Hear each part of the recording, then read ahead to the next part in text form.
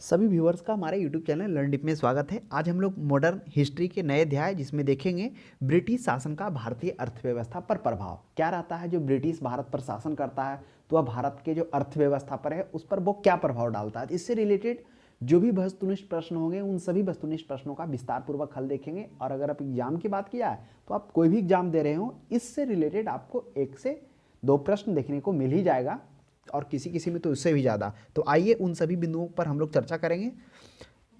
पहला प्रश्न है, अंग्रेजी शासन का प्रभाव किस क्षेत्र में अधिक पड़ा था। ऑप्शन है आर्थिक, राजनीतिक, धार्मिक, मनोवैज्ञानिक।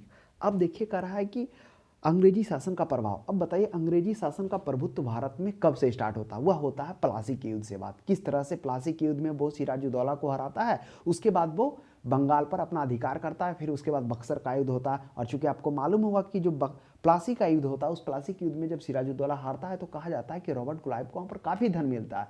अप्रॉक्स कहीं कहीं बुक में तो 2,34,000 की बात की जाती है कि उससे भी ज़्यादा धन मिलता। और कुछ बाद में पढ़ेंगे देखेंगे कि रॉबर्ट क्लाइव उसके बाद से ब्रिटेन में जाकर सबसे अमीर आदमी भी हो जाता है। हालांकि इसकी घोर निंदा भी वहाँ की जाती है। बाद में वो आत्महत्या भी कर लेता है तो वो अलग बात है। लेकिन क्या होता है प्लासी के युद्ध के बाद कार्नल जो मल्सन होते हैं उनका भी एक कथन आता है। क्या कथन आता है कि कंपनी के अधिकारी अब कंपनी के अधिकारियों का एक ही उद्देश्य रह गया है कि जितना लूट सको लूटो। तो इस तरह के जो कथन आ रहा था यानी इससे पता चल रहा था कि प्लासी के युद्ध के बाद क्या हो गया था, जो भारत का आर्थिक शोषण है वह स्टार्ट हो गया था। अब देखिए सिराजुद्दौला जब मरता है तो उसका जो सेनापति मीर जाफर रहता है, मीर जाफर तो अयासी रहता है, वह सही से शासन को चला नहीं पाता है। अंग्रेज उसको क्या करते हैं, कठपुतली सरकार की युद्ध की तरह करते हैं, यहाँ से धन को क्या करते हैं ब्रिटेन ले आना। तो वहीं से स्टार्ट हो जाता है। और बक्सर के युद्ध बाद तो वो प्रत्यक्ष देखने को मिल जाता है क्योंकि बक्सर के युद्ध के बाद जो दीवानी होता है और सूबेदारी यह दोनों ब्रिटेन के हाथों में आ जाता है। यानी कि उस ईस्ट इंडिया कंपनी जो व्यापार करने के उद्देश्य से भारत में आती है वह उसके अधीन में क्या आ जाता है, जो भी राजस्व से संबंधित जो सूबेदारी होता है वो ब्रिटेन का। जिसमें आप देखेंगे कि राजा खां और सीताब राय के द्वारा आरंभिक में तो भारतीयों को ही रखकर क्या किया जाता है, एक तरह से वास्तविक सत्ता ब्रिटेन के हाथों में और नाम मात्र का सत्ता वो दिखावा के लिए होता था कि वो भारतीय नियंत्रण कर रहे हैं। ऐसा इसलिए था ताकि क्या हो, अराजकता नहीं फैले। तो इसमें हो जाएगा अंग्रेजी शासन का प्रभाव किस क्षेत्र में अधिक पड़ा, तो वह हो जाएगा आर्थिक क्षेत्र में। आर्थिक क्षेत्र क्या होता है, हमने इसकी चर्चा इकोनॉमिक्स में किए थे। आर्थिक वह शब्द है जिससे कोई भी व्यक्ति का, जिससे क्या हो, आय और व्यय, यानी आय व्यय का जो रिलेटेड उससे क्रियाकलाप हो वो आता है आर्थिक में। यानी मूल्यों का लेन देन उससे रिलेटेड जो भी क्रियाकलाप है वो आर्थिक क्रियाकलाप कराता है। तो सबसे अत्यधिक प्रभाव क्या पड़ता है, वह पड़ता है आर्थिक क्षेत्र में। आर्थिक क्षेत्र यानी जो भी मानव है उससे रिलेटेड जो आय व्यय धन संपत्ति लाभ हानि का जो डाटा है वो आर्थिक से रिलेटेड आ जाता है। नेक्स्ट प्रश्न देखिएगा, 2 में प्रश्न सूची 1 को सूची 2 से सुमेलित कीजिए। सूची 1 में क्या कर रहा है, सूची 1 में है ब्रिटिश उपनिवेशवाद के चरण और उसकी विशेषताएं। यह भी काफ़ी अच्छा प्रश्न है। ऑप्शन में है वाणिज्यिक चरण, औद्योगिक चरण और पूंजीवादी चरण। और इधर है ऑप्शन है जो उसकी क्या विशेषता रही है उसे मिलान करना। देखिए इस प्रश्न का सही जवाब वही दे पाएंगे जो इस जो चैप्टर है इसका बारीकी से अध्ययन करेंगे। तो फिर भी हम इसकी चर्चा कर देते हैं ताकि आपका कॉन्सेप्ट क्लियर हो जाए और इससे रिलेटेड कुछ प्रश्न हो जो आपको आसानी से हल हो पाए। तो कह रहा वाणिज्यिक चरण या वाणिज्यिक चरण 1757 से 1813 के ईस्वी में रहता है। वाणिज्यिक का अर्थ हो गया कोई भी वस्तु का खरीद क्रय विक्रय करना, किस उद्देश्य से, लाभ के प्राप्ति के उद्देश्य से। तो वो सभी वाणिज्य यानी कॉमर्स में आ जाते हैं। हालांकि अभी के तो देखेंगे तो बहुत सारे चीज़ इसमें ऐड हो गया। तो कॉमर्स का मतलब साधारण भाषा में वही होता है कोई भी वस्तु का क्रय विक्रय करना लाभ के उद्देश्य से। तो वाणिज्यिक चरण वह 1757 के बाद से प्लासी का युद्ध जब खत्म होता है, यानी प्लासी का युद्ध जब अंग्रेज जीतता है उसके बाद से 1813 ईस्वी तक रहता है। अब ऐसा क्यों कहा गया, अब देखिए वाणिज्यिक चरण में क्या था। अब यहाँ से हम लोग देखते हैं कि जैसे ही प्लासी का युद्ध खत्म होता है उसमें क्या हो जाता है, अंग्रेजों का जो प्रभाव होता है वो आर्थिक क्षेत्र में दबदबा देखने को मिलता है, उस पर अत्यधिक होता है। उसमें क्या होता है, मतलब आप देखेंगे आरसी दत्त के द्वारा कहा गया 1757 से लेकर 1765 ईस्वी तक लगभग वो 40 लाख पौंड क्या करता है, वो उतना जो होते हैं भारतीय उससे वो राजस्व यानी वो अपना गिफ्ट के तौर पर वह उतना उसको मिलता है पैसा। तो हर एक राइटर अपना अलग अलग बताए हैं, लेकिन एक तरह से जो भी बोले हैं बताए हैं वह शासन जो भी किया हुआ दोहन ही हुआ है भारत के आर्थिक व्यवस्था का। तो वाणिज्यिक चरण 1757 से स्टार्ट होता है। उसके बाद आप देखेंगे कि उसके बाद कर्नल मल्सन का भी कथन आता है, जिसमें हम लोग देखेंगे कि कंपनी के अधिकारी का अब एक ही उद्देश्य है कि जितना लूट सको लूटो। तो ये सभी जो नीतियां हैं वो क्या दर्शा रही थी कि जो ब्रिटिश जो हैं वह भारत के धन को कहाँ पहुँचा रहे हैं, वह ब्रिटेन पहुँचा रहे हैं। और इसके बाद जो क्या आता है, जो चरण देखने को मिलता है 1793 में। अब देखिए क्या होता है वाणिज्यिक चरण में। उसके बाद अब हम समझिए कि रॉबर्ट क्लाइव क्या होता है, प्लासी के युद्ध के बाद रॉबर्ट क्लाइव बक्सर का युद्ध होता है, जिसमें क्या होता है, वह बक्सर का युद्ध भी अंग्रेज जीतता है, जिसमें रॉबर्ट क्लाइव आकर संधि करता है। हाँ, प्लासी के युद्ध में जो होता है रॉबर्ट क्लाइव ही नेतृत्व करता है, लेकिन बक्सर का युद्ध में रॉबर्ट क्लाइव नहीं रहता, उस समय वो इंग्लैंड में रहता है। लेकिन जब वो जीतता है तो सभी लोगों का, वहाँ का जो संसद लोग थे ब्रिटेन का, उनका मत था कि जो ब्रिटिश शासन की भारत में नींव डाली है वही वहाँ जाए। तो वही क्या आता है, बक्सर के युद्ध तो बेंसी टाट के नेतृत्व में दिया जाता है, लेकिन रॉबर्ट क्लाइव आकर संधि करता है। अब यहाँ से संधि होता है तो क्या होता है, संधि होता है तो पहला बात होता है जो अवध के साथ इसको क्या करना था, संधि अवध के साथ जाकर समझौता करना था कि जो भी युद्ध में हारे थे। तो अवध के नवाब शुजाउद्दौला थे और मुगल के उधर कौन थे, शाह आलम द्वितीय थे, शाह आलम थे। तो उनके साथ में जाकर क्या करना था, संधि करना था। तो उधर जाकर क्या करते हैं, मुगल के शासक शाह आलम के साथ जाकर क्या करते हैं, संधि करता। इस संधि से के तहत क्या होता है, बंगाल बिहार उड़ीसा का दीवानी वो अंग्रेज अपने पास ले लेता, यानी एक तरह से सूबेदारी है जो अपने हाथों में ले लेता। और इस तरह से उसके बाद फिर निजामत का कार्य होता था, सैनिक फौजदारी से संबंधित जो भी कानून है बनाना, वो निजामत का कार्य होता था। तो एक तरह से तो सूबेदारी आरंभिक में ले लेता है। फिर उसके बाद कुछ दिन तक जो सिराजुद्दौला के अल्पवयस्क पुत्र निजामुद्दौला रहता है, कुछ देर तक चलता है, जिसे निजामुद्दौला बनता है, उस पर पूरा थोप कर वो क्या होता है, निजामत का कार्य भी वह अपने अंडर में लेता है। इस तरह से क्या होता है, यहीं पर रॉबर्ट क्लाइव के द्वारा द्वैत शासन चलाया जाता है। और इस द्वैत शासन जो होता है, यह द्वैत शासन क्या होता है, यह जो द्वैत शासन होता है जिसमें कंपनी के पास वास्तविक शासन रहता है और जो प्रबंधन, जो शासन का प्रबंधन का उत्तरदायी होता है वह क्या होता है, अंग्रेज नहीं होता, वो भारतीय हो जाते हैं। क्योंकि वो क्या करता है, यूज करता है भारतीय के लोगों को। वो खुद से ना ही राजस्व वसूलता है और ना ही वो लोगों को नियुक्त करता है, वो भारत के लोगों को ही नियुक्त करता है, उसी के द्वारा वो राजस्व भी एकत्रित करवाता है, इसलिए ताकि अराजकता ना फैले। तो इस तरह से क्या करता है, रॉबर्ट क्लाइव का द्वैत शासन चलता है। उस द्वैत शासन में आपको यह मालूम होगा कि इस द्वैत शासन के कारण बंगाल को भारी अकाल का सामना करना पड़ा। बोला जाता है कि इससे पहले लगभग जो राजस्व है उससे 10 गुना ज़्यादा इस द्वैत शासन में वसूला गया था, जिसके कारण क्या हो गया, वही 1770 ईस्वी में अकाल का सामना। फिर वारेन हेस्टिंग्स आता है, वारेन हेस्टिंग्स द्वैत शासन को हटाता है। फिर जो भू राजस्व का जो रॉबर्ट क्लाइव में प्रतिवर्ष लेने का जो प्रावधान था वो उसको 5 वर्ष तक करता है। फिर रॉबर्ट क्लाइव के बाद आप देखेंगे किस तरह से कर्नवालिस आता है, जो राजस्व एकत्रित करने का है भूमि से, उसमें फिर उसको बढ़ाता है, उसको क्या करता है, रॉबर्ट क्लाइव आता तो कर्नवालिस आता है, वारेन हेस्टिंग्स के बाद उसको 10 वर्ष करता है। फिर आप देखेंगे 1793 ईस्वी में अस्थायी बंदोबस्त आता है। अस्थायी बंदोबस्त में जमींदारों को प्रमुख मान लिया जाता है, भूमि का स्वामी मान लिया जाता है। फिर उसके बाद रैयतों को दिया जाता है, जमींदारों से क्या किया जाता है, जो भी होता है जमींदारों से, मतलब 1/10 भाग जमींदार अपने पास रख लेंगे, 1/10 या 11, बाकी शेष वह क्या करेंगे, अंग्रेज को यानी ब्रिटिश ईस्ट इंडिया कंपनी को देंगे। इस तरह से वो राजस्व वहाँ पर निर्धारित किया जाता है, वह लगभग वही 29 से 31% पूरे भूभाग पर।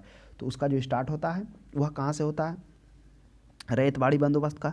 तो वह जो रैयतवाड़ी स्टार्ट होता है बंगाल बिहार उड़ीसा इन सभी क्षेत्रों में वो वहाँ से स्टार्ट होता है। तो इस तरह से क्या होता है, रैयतवाड़ी कर्नवालिस के नेतृत्व में चलता है।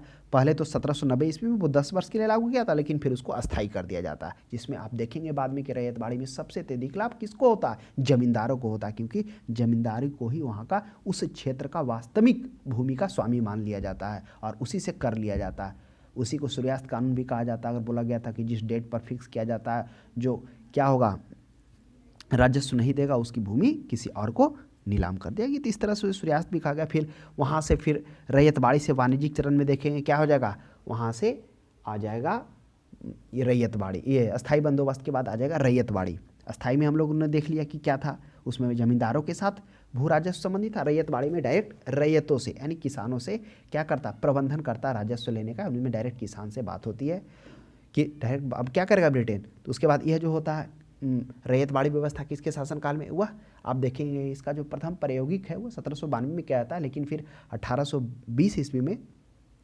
जो ये होते हैं थॉमस मुनरो के नेतृत्व में चलाया जाता है। क्योंकि आपको पता होगा थॉमस मुनरो 19 से 26 तक में वो क्या होते हैं, मद्रास के प्रेसिडेंसी रहते हैं। तो वहीं मद्रास से ये स्टार्ट होता है, ये 12 महल मद्रास का जिला है, वहीं से इसका प्रारंभिक प्रयोग करके बाद फिर पूरे मद्रास में 1820 ईस्वी में इसको लागू कर दिया जाता है। फिर आप महलबाड़ी के बाद इसमें ये रैयतबाड़ी के साथ इसमें रैयतों से डायरेक्ट लेने की बात होती है। रैयतों से इसमें राजस्व कितना था, 30% से 55%, लेकिन इससे भी ज़्यादा लिया जा रहा था। ये था इसका राजस्व वसूलने का। यह लगभग सबसे ज़्यादा भागों पर 51% भागों पर लागू किया गया। तो उसके बाद क्या होता है, उसके बाद कुछ समय बाद महलबाड़ी व्यवस्था आता है। यानी अब क्या करता है ब्रिटेन, अब जो ब्रिटिशर्स होता है यानी ईस्ट इंडिया कंपनी होती है, वह जो राजस्व लेने का काम है वह प्रति किसान से ना कर क्या करती है, वह पूरे महाल से यानी गांव से लेने के बाद करती है कि आप प्रति गांव में निर्धारित कर देंगे हमको इतना गांव से चाहिए, तो उस गांव का मुखिया उसे ब्रिटिश ईस्ट इंडिया कंपनी को राजस्व देता था। तो इसलिए पूरे गांव से लेने की परंपरा चली, इसलिए उस गांव को महल कहा गया, इसलिए इसको महलबाड़ी बंदोबस्त भी कहा गया। यह महलबाड़ी बंदोबस्त किनके नेतृत्व में, वही कर्नल रीड के नेतृत्व में। कर्नल रीड को उत्तरी भारत का ये भी माना जाता है, मतलब सुधारक के रूप में जाना जाता है, क्योंकि क्या करता है जो ये मार्टिन रीड होता है, मार्टिन रीड है, कर्नल रीड मार्टिन ने कही है ना, जो कर्नल रीड होता है वो 1833 ईस्वी में क्या करता है, वो जो महलबाड़ी बंदोबस्त है उसको शुरुआती में तो वो ज़्यादा रखा जाता है, फिर कर्नवालिस आता है तो उसको थोड़ा, ये डलहौजी आता है तो थोड़ा कम करता है उसको। वो लगभग पहले तो 66% बात की जाती है, फिर 55% करता है, फिर उसके बाद कर्नल रीड उसको क्या करता है, उसमें कुछ सुधार कर 1833 ईस्वी में उसमें सुधार करके और कम करके उसे पुनर्स्थापित करता है। इसलिए कभी कभी आपको प्रश्न ये भी देखने को मिल जाएगा कि उत्तर भारत का सुधारक के रूप में कर्नल रीड को जाना जाता है। तो इस तरह से ये वाणिज्यिक चरण था 1813 और 1813 ईस्वी तक। क्या होता है 1813 ईस्वी तक, आप देखेंगे कि क्या होगा 1813 के बाद जो ब्रिटिश की कंपनी का राजस्व रजिस्टर और ब्रिटिश के जो व्यापार का व्यापारिक रजिस्टर है वो दोनों अलग अलग हो जाता है, क्योंकि आपको मालूम होगा कि इस पर से क्या कहता है, जो व्यापारिक एकाधिकार था वो हटा दिया जाता है। और आपको मालूम होगा इस वाणिज्यिक चरण के लिए वह क्या करता है, वह एकाधिकार प्रतियोगिता रखने के लिए, एकाधिकार कायम करने के लिए वह क्या करता है, पुर्तगाल को भी रोकता है, पुर्तगाल को हराता है, डच को भी बेदरा का युद्ध में आप देखेंगे, फिर वांडीवास का युद्ध देखेंगे फ्रांसीसी के साथ में। तो इन सभी युद्धों के माध्यम से वह क्या करता है, व्यापारिक एकाधिकार पर अपना आधिपत्य स्थापित करता है, और इसलिए इसे वाणिज्यिक चरण के रूप में तो एकाधिकार, व्यापार और प्रत्यक्ष विनियोग का काल क्या करता है, जिसमें आप देखेंगे कि जो भी विभिन्न यूरोपीय देश आ रहे थे उन सभी के साथ वो युद्ध करके उसे हराता है। नेक्स्ट है औद्योगिक चरण, वही 1813 ईस्वी में आप देखेंगे कि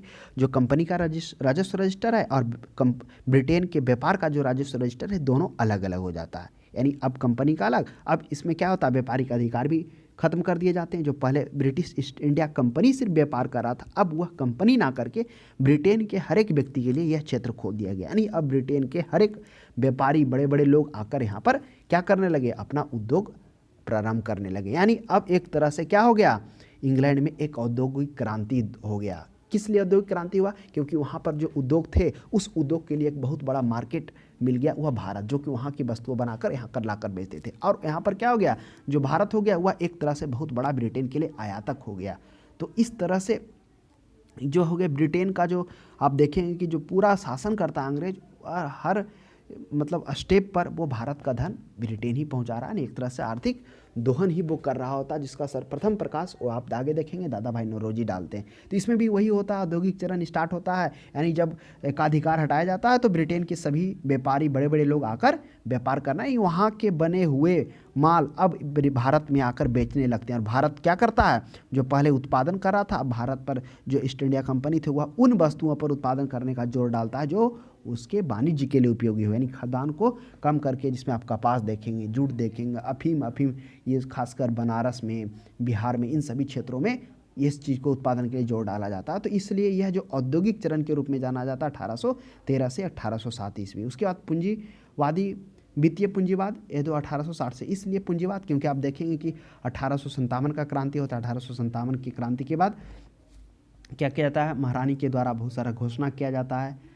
उसमें फिर 1833 में भी देखेंगे जो चीन और चाय पर व्यापारिक एकाधिकार था वो 33 में हटा दिया जाता है। लेकिन जो व्यापार वित्तीय पूंजीवाद है, इसके बाद क्या हो जाता है कि 1857 के विद्रोह के बाद आप देखेंगे कि बड़े पैमाने पर पूंजी की शुरुआत की जाती है। इसमें आप देखेंगे कि रेल के क्षेत्र में पहला विकास किया जाता है। 1853 में तो पहला रेल चलता है, लेकिन फिर रेल में जो निवेश में उसमें गारंटी के साथ प्रॉफिट देने की बात करती है कि 5% या तो रेलवे घाटा में जाए या प्रॉफिट में जाए, आपको 5% मिलेगा मिलेगा। तो इस तरह से ग्रांट योजना चलाकर वह वित्तीय निवेश स्टार्ट करती है, जिसमें आप बाद में देखेंगे कि ये सिंचाई परियोजना में, कॉफ़ी में, चाय में, रबड़ में, इन सभी में वह निवेश स्टार्ट हो जाता है और वह 1947 तक वो देखने को मिलेगा। उसके बाद भारत आ जाता है। तो ब्रिटिश पूंजी का निवेश का काल, इन सभी में वो निवेश करते हैं। तो इस तरह से हम लोगों ने 3 चरणों को देखा, वो भी संक्षिप्त रूप में। तो आशा करते हैं आपको समझ में आया होगा। नेक्स्ट प्रश्न देखिए 3 में, भारत में अंग्रेज की लूट किस महत्वपूर्ण घटना के बाद शुरू हुई? यह भी काफ़ी अच्छा प्रश्न है। कह रहा है अंग्रेज का लूट प्लासी के युद्ध के बाद, बक्सर के बाद कंपनी को भारत में व्यापार। अभी हम चर्चा किए थे, इस प्रश्न का क्या होगा? वह स्वाभाविक सी बात है, इस प्रश्न का सही जवाब हो जाएगा प्लासी के युद्ध के बाद। अब ऐसा क्यों? क्योंकि प्लासी के युद्ध के बाद हमने देखा था कि इसमें सिराजुद्दौला की सेना को ब्रिटिशर्स यानी ईस्ट इंडिया कंपनी के द्वारा हराया जाता है रॉबर्ट क्लाइव के नेतृत्व में। और यह हार जो होती है एक बहुत बड़ी अंग्रेजों के लिए जीत होती है, और जो भारत के लिए जो शासक होते हैं उनकी बहुत बड़ी हार होती है, क्योंकि इसके बाद क्या हो जाता है, ब्रिटिशों का आगमन स्टार्ट हो जाता है। हाँ, प्रभुत्व होता है, प्रभुत्व जो जमा लेता है वह बक्सर के युद्ध के बाद, लेकिन जो आगमन यहीं से इसका क्या हो जाता है, भारत का जो पकड़ है उस पर पकड़ बनाना स्टार्ट करता है। क्योंकि जो उस समय जो मुगल शासक जो भारत की उस समय सबसे बड़ी सत्ता होती है, जिसका भारत पर नियंत्रण होता है, वह उस बड़ी सत्ता को हराने में यह कामयाब हो जाती है। क्योंकि औरंगजेब के बाद तो जो भी शासक आ रहे थे वो उतने योग्य नहीं थे, लेकिन जो मेन हो गया था वो बच रहा था बंगाल का ही क्षेत्र, जिसमें सिराजुद्दौला निकल कर आया था। तो वह हो जाएगा प्लासी के बाद। फिर आप देखेंगे कि किस तरह से अंग्रेजों का लूट है, आप देखेंगे कि क्या हो गया, कर्नल माल्सन का भी कथन आता है। फिर आप प्लासी के युद्ध में आप देखेंगे कि रॉबर्ट क्लाइव को भी बहुत बड़ा धन मिलता है, जिसमें लगभग बात की जाती है 2,34,000 भेंट उसको मिलता है, इससे भी ज़्यादा मिलता है। ये भी बात बोला जाता है कि रॉबर्ट क्लाइव प्लासी के युद्ध के बाद इंग्लैंड का सबसे अमीर आदमी आते हैं। बाद में इस पर लेके चर्चा भी इंग्लैंड में होती है, हाँ वो अलग बात है। लेकिन इस सब कथन, फिर कर्नल माल्सन का भी कथन आता है, इसमें कहता कंपनी के अधिकारी, अब कंपनी के अधिकारी का अब एक ही उद्देश्य है, जितना लूट सको लूटो। तो इन सभी कथनों से हम कह सकते हैं कि प्लासी के युद्ध के पश्चात क्या हो गई थी, ये सबसे महत्वपूर्ण घटना अंग्रेजों की लूट थी। नेक्स्ट प्रश्न 4 में देखिए, ब्रिटिश काल में भारत में निम्नलिखित में से किस भू राजस्व को नहीं अपनाया गया? तो ब्रिटिश काल में भारत में निम्नलिखित में से किस भू राजस्व को नहीं अपनाया गया? अस्थाई बंदोबस्त, रैयतवाड़ी बंदोबस्त, महलवाड़ी बंदोबस्त। तो इसकी चर्चा अभी हम लोग संक्षिप्त में किए थे कि अस्थाई बंदोबस्त क्या होता है, यानी कि ये जो भू राजस्व का जो एक व्यवस्था था वह क्या होता है, प्लासी के युद्ध के बाद से ही स्टार्ट हो जाता है। और इसका जो आपको प्रत्यक्ष रूप से देखने को मिलेगा, क्योंकि वो जो होता है ब्रिटिश का जो क्या होता है, सूबेदारी और निजामत का तो उसके हाथ में नहीं होता है ना प्लासी के युद्ध से पहले, क्योंकि वो तो जो भारत में शासन कर रहे होते हैं शासक, उन्हीं के द्वारा चला जाता है। ये जो सूबेदारी और निजामत का जो पावर होता है वह कब आता है, वह आता है बक्सर के युद्ध के बाद से। यानी प्लासी का युद्ध होता है, प्लासी के युद्ध के बाद बक्सर का भी युद्ध झेल लेता है। बक्सर का युद्ध में जो 3 भारतीय शासक होते हैं उसे हराता है। उसके बाद क्या करता है, वह अवध के नवाब शुजाउद्दौला और मुगल शासक शाह आलम द्वितीय से जाकर संधि करता है, और वही शाह आलम के साथ वो क्या करता है, सूबेदारी का जो होता है बंगाल, बिहार, उड़ीसा की सूबेदारी ब्रिटेन अपने हाथों में ले लेती है।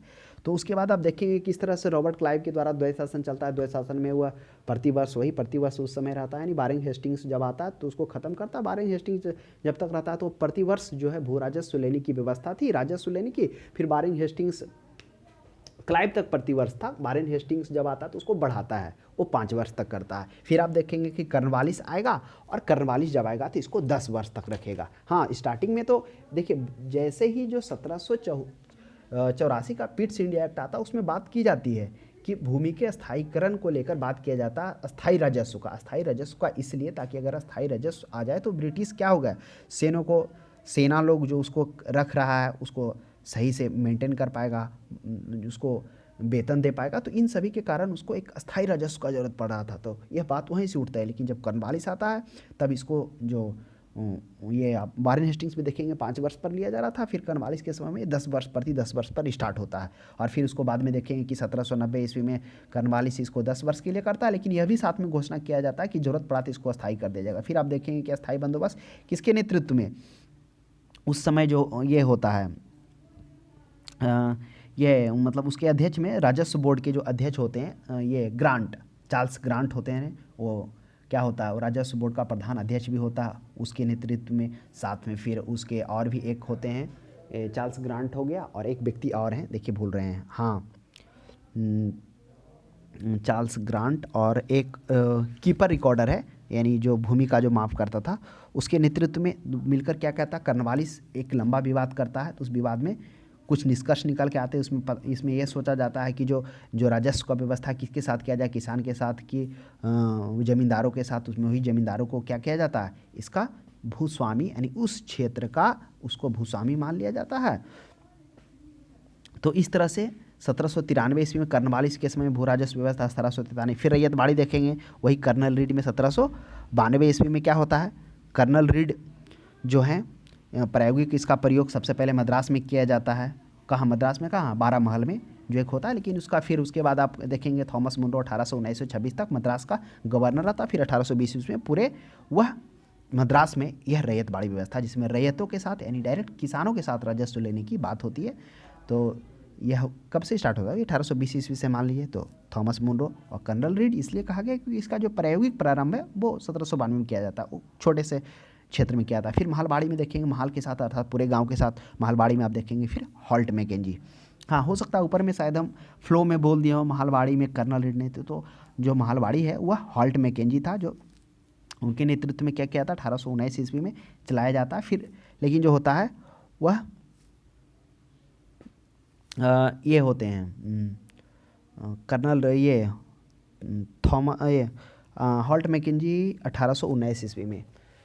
और एक और होते हैं, देखिए वो भी रीड ही हैं करके, वो ध्यान से थोड़ा उठ गया। तो वो महलबाड़ी, ये तीनों व्यवस्था क्या होता है, वह चलाया जाता है किनके द्वारा, ब्रिटिश के भू राजस्व व्यवस्था को ये तीनों अपनी व्यवस्था अपनाता है। 10 साल व्यवस्था यह ब्रिटिश काल में नहीं अपनाती। 10 साल जो व्यवस्था होता है ना, यह मुख्य रूप से कब अपनाता है, ये अकबर के समय में 10 साल व्यवस्था होता है, जिसमें उसके जो मंत्री होते हैं राजा टोडरमल होते हैं, वह व्यवस्था ये शुरू करते हैं। जो होता है जब्ती व्यवस्था या 10 साला व्यवस्था भी इसको कहा जाता है। इसमें क्या होता है कि इसमें पिछले 10 वर्ष के उत्पादित विभिन्न फसलों और उनके मूल्यों का गणना किया जाता है और उसका पैदावार का 1/3 भाग लिया जाता था, यानी 10 वर्ष पर, इसलिए इसको 10 साला व्यवस्था भी कहा गया था। तो ध्यान रखिएगा, ये अकबर के टाइम में उसके राजमंत्री टोडरमल लाए थे। तो इस प्रश्न में कह रहा है ब्रिटिश के भू राजस्व में तो 10 साला व्यवस्था नहीं होगा, बाकी तीनों ये ब्रिटिश के शासनकाल में, ब्रिटिश के बाद ही जब ब्रिटिश जैसे जैसे क्या करते हैं स्थापित भारत में अपना प्रभुत्व जमाती है, उसके बाद इस तरह से स्थायी रैयतवाड़ी और महलवाड़ी व्यवस्था देखने को मिल जाता है। मार्टिन बर्ड, हाँ देखिए वो तो क्या था, याद आ गया। जो मार्टिन बर्ड है उसको उत्तरी भारत में, क्योंकि मार्टिन बर्ड के नेतृत्व में फिर क्या किया जाता है, इस महलबाड़ी व्यवस्था को पुनर्सुधार कर, पुनर्स्थापित कर, फिर से स्थापित किया जाता है, जो कुछ दिनों तक कामयाब रहता है, लेकिन फिर भी ये पूरा सफलता नहीं होता है। तो हम शायद मार्टिन वर्ड बोल देंगे। तो मार्टिन बर्ड ध्यान रखिएगा, मार्टिन बर्ड ये महलबाड़ी नहीं, ये मुख्य रूप से क्या था, मार्टिन बर्ड यहाँ हो गया और वो हो गया कर्नल रीड रैयतवाड़ी में स्टार्ट करता है। तो इन चीज़ों को आप थोड़ा ध्यान में रखेंगे। नेक्स्ट प्रश्न 5 में देखेंगे, भारत में प्रथम रेल लाइन निम्नलिखित में से किसने बिछाई थी। तो भारत में प्रथम रेल लाइन बिछाने की बात वह लॉर्ड डलहौजी के शासनकाल में बिठाया जाता, वह 1853 ईस्वी में। अब क्या होता है, अभी हम लोगों ने देखा कि डलहौजी आता है, तो डलहौजी जब आता है तब वह महलबाड़ी व्यवस्था खासकर में, जिसमें वो कम करता है भू राजस्व को, जो 66 था वो 50 करता है, तो वो तो अलग है राजस्व में। अब करा उसी समय में डलहौजी के शासनकाल में क्या होता है, 1853 ईस्वी में प्रथम क्या किया था, रेलगाड़ी चलाया जाता है। और आपके माइंड में उठाकर रेलगाड़ी चलाने से पहले तो इसके पटरी का भी वहाँ पर निर्माणकरण किया होगा, तो आपको हम बता दें बिल्कुल पटरी का भी निर्माणकरण किया गया था। वह 1850 ईस्वी में ही उससे रिलेटेड एक कंपनी स्थापना की गई थी भारत में, वही क्या करता है, भारत में पटरी बिछाने का कार्य करता है। तो इन चीज़ों को ध्यान में रखेंगे। वह जो क्या होता है प्रथम रेल लाइन, वह लॉर्ड डलहौजी कब, वह 53 किलोमीटर, ये 53 किलोमीटर ना 53 नहीं कहिए 35 है ना, 35 किलोमीटर की यह रेलगाड़ी चलाई जाती है।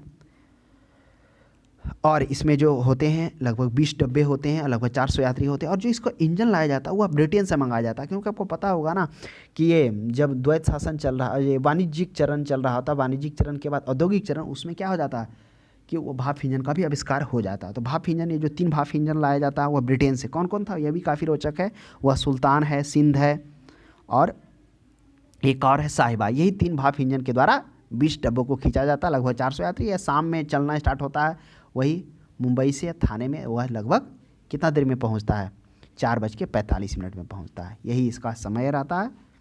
तो आप ध्यान में रखिएगा, लॉर्ड डलहौजी के शासनकाल में क्या किया गया था, प्रथम रेल लाइन निम्नलिखित में से किसने बिछाई थी। तो इस प्रश्न का सही जवाब हो जाएगा वही लॉर्ड डलहौजी, बिछा भी था और चला भी था। नेक्स्ट देखिएगा 6 में,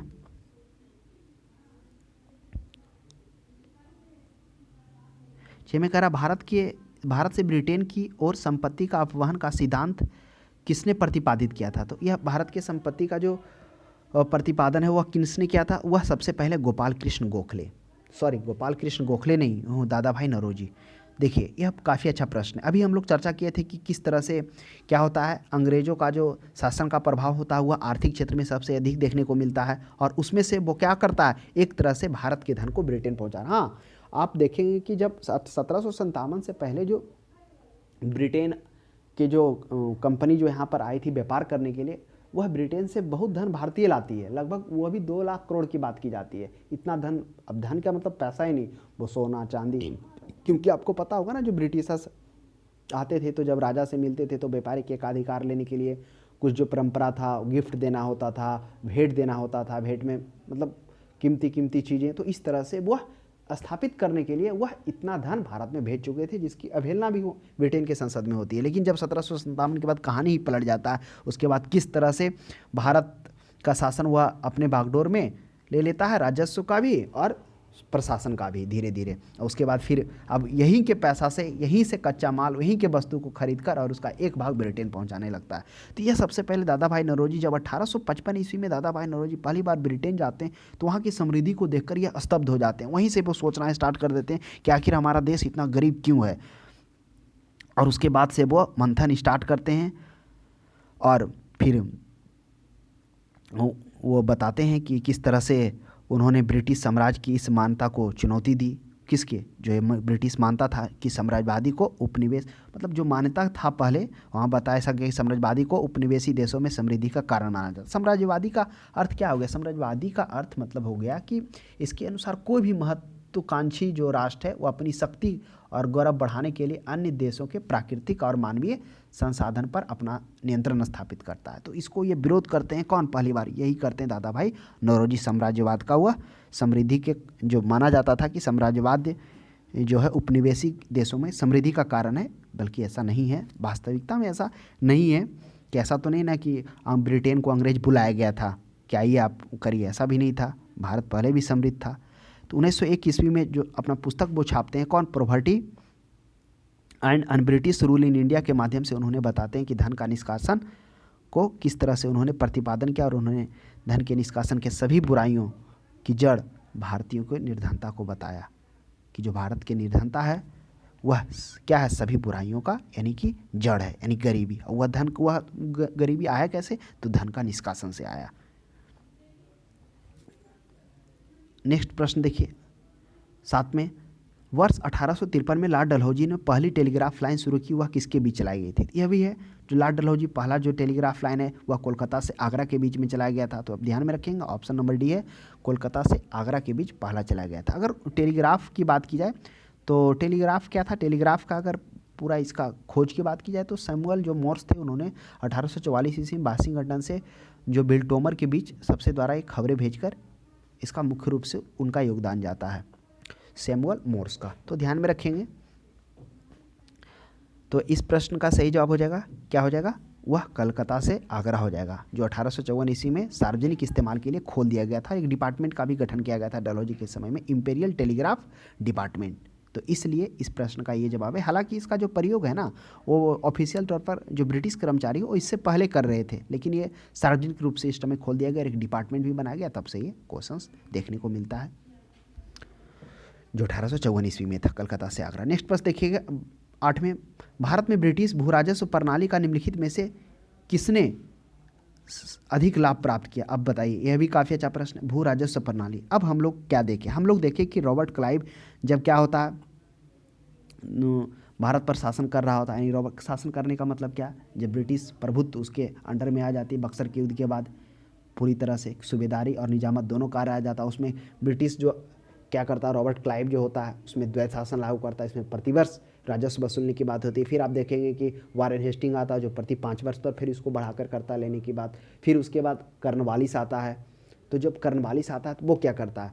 कर्नवालिस जब आएगा तो उसमें आपको देखने को मिलेगा क्या कि वो प्रति 10 वर्ष पर करता है, लेकिन साथ में यह भी घोषणा करता है कि अगर जरूरत पड़ा तो उसको अस्थायी भी कर दिया जाएगा। तो इस तरह से यह चर्चा चलती है। और उसमें जब पहला जो भू राजस्व कर्नवालिस के द्वारा जब अस्थायी बंदोबस्त स्टार्ट घोषणा कर दिया जाता, कब? 1793 ईस्वी में। लेकिन यह जो भू राजस्व व्यवस्था का जो है 10 वर्षीय, वो 1790 में ही कर दिया गया, इसको अस्थायी किया गया 1793 ईस्वी में। अब प्रश्न उठता है कि यह जो इसमें सबसे ज़्यादा अधिक लाभ किसको हुआ? जमींदारों को। क्यों हो गया? क्योंकि जो पहला व्यवस्था जब रैयत ये अस्थायी बंदोबस्त जो चलाया जाता है, लागू किया जाता है, उसमें कर्नवालिस जो है जब पूरे वह अध्ययन करता है भू राजस्व पर, जब वो अध्ययन करता है तो उसके सामने कुछ निष्कर्ष निकल के आते हैं।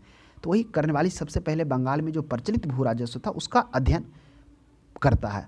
उसके समक्ष 3 प्रश्न आते हैं। प्रश्न क्या आता है? पहला कि जमींदार या कृषक में से किसके साथ व्यवस्था की जाए, या तो कृषक के साथ किया जाए या जमींदार के साथ। दूसरा प्रश्न आता है उसके साथ कि कंपनी की भूमि, जो कंपनी की भूमि की उपज है वह क्या होना चाहिए, यह निर्धारित करता है, यह प्रश्न होता है। तीसरा होता है कि भूमि व्यवस्था क्या होना चाहिए, अस्थायी होना चाहिए या फिर अस्थायी होना चाहिए, या फिर 10 वर्षों का होना चाहिए। ये 3 प्रश्न आता है। पहला क्या देखें कि यह व्यवस्था जमींदार के साथ होना चाहिए कि कृषक के साथ। दूसरा प्रश्न आता है उसके साथ, मतलब ये निष्कर्ष के बाद उसके साथ 3 विकल्प होता है कि कंपनी की उपज में कितना हिस्सा भू राजस्व में होना चाहिए, क्या होना चाहिए, उपज में क्या हिस्सा होना चाहिए। तीसरा, भूमि व्यवस्था को अस्थायी होना चाहिए या 10 वर्ष होना चाहिए। तो यही प्रश्न आता है जिसमें वो राजस्व बोर्ड के प्रधान कौन होते हैं? सर जॉन सोर। इसकी चर्चा हम लोग किए थे। चार्ल्स ग्रांट शायद बोले थे ना, जो चार्ल्स ग्रांट कौन था? अभिलेखगार था वो, अभिलेखपाल यानी कि रिकॉर्ड कीपर होता है वो भूमि का।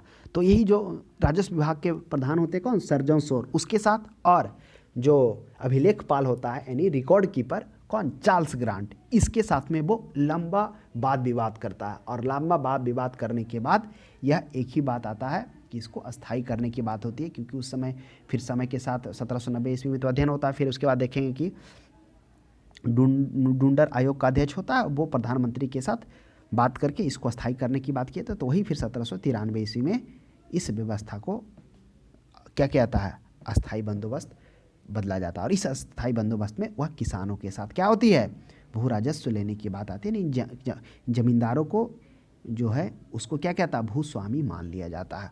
और उसमें से क्या कहता है? राजस्व निर्धारित कर दिया जाता है कि 1/10 या 1/11 भाग जमींदार अपने पास रखेंगे, और बाकी का जो राजस्व है वह कंपनी को दे देंगे। तो इस वजह से इसमें क्या हो जाता था? बहुत सारे जो रैयत होते थे वह क्या करते थे? वह जमींदारों के ज़मीन पर क्या करते थे? खेती करते थे।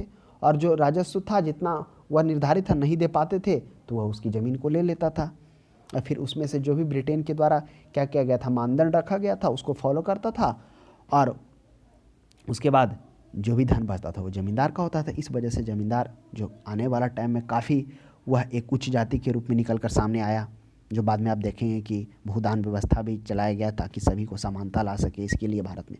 तो इसमें हो जाएगा, क्या हो जाएगा? भू राजस्व प्रणाली में और जमींदारों का सबसे अत्यधिक लाभ हुआ, क्योंकि जमींदारों के साथ में ही क्या किया गया? जो ब्रिटिश सस जो थी, जो पहला जो भू राजस्व व्यवस्था, स्थायी व्यवस्था स्टार्ट करती है राजस्व लेने की, वह अस्थायी रूप से, देखिए राजस्व पहले भी लिया जा रहा था, क्या उसमें जमींदार नहीं थे जमींदार, लेकिन इसमें क्या किया गया? एक थोड़ा कानूनी रूप से इसको अधिकार दिया गया जमींदारों को। इसमें कानूनी रूप से इसमें यह भी कहा गया था कि जब आपको हम बता दें कि भू राजस्व व्यवस्था स्थायी बंदोबस्त जब लागू किया गया था तो उसमें रैयतों को भी कुछ न्याय दिया गया था कि जो भी जमींदार होंगे वह क्या करेंगे? जो रैयतों के साथ जो संबंध होगा वो उसको उजागर करना पड़ेगा कि किस बात से लेकर आप दे रहे हैं, क्या दोनों के बीच हुआ है। तो ये भी होगा। उसमें कहा गया था कि अगर रैयतों का शोषण होता है या फिर उसके बात जो बोला गया उसमें फॉलो नहीं होता, उसका पालन नहीं किया जाता, तो रैयत इसके विरुद्ध में न्यायालय में जा सकते हैं। वो आगे प्रश्न देखने को मिलेगा।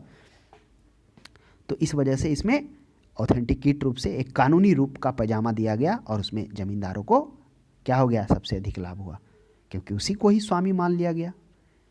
नेक्स्ट 9 में देखिए, भारत में सबसे पहला सूती वस्त्र मिल किस शहर में स्थापित किया गया था? यह सबसे पहला सूती वस्त्र मिल वह बम्बई में स्थापित किया गया था। बम्बई में कब स्थापित किया गया था? तो वही ब्रिटिश उपनिवेश काल के जो तृतीय चरण होता है, वह जो भारतीयों द्वारा कुछ पूंजी लाकर इस पत्ती में क्या किया था? भूमि का जो मलकेना हक था वो किसको किया जाता है? वो तो दिया जाता है जमींदारों को दिया जाता है। तो आप मतलब इसमें सूती वस्त्र की इसमें बात की जाए तो क्या होता है? वही 1853 ईस्वी में जो नाना भाई होते हैं कवास, उन्हीं के नेतृत्व में क्या कहता है? सबसे पहले मुंबई में सूती वस्त्र लगाया जाता है।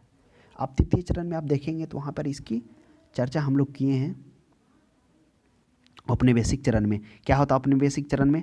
जब मतलब ये तो भारतीय भारतीय तो वित्तीय निवेश करते ही करते हैं, उसके बाद कुछ भारतीय भी ऐसे होते हैं जो उद्योग में निवेश करते हैं, जिसमें वही आप देखेंगे कि सूती में सबसे पहला सूती मिल कब लगाया जाता है?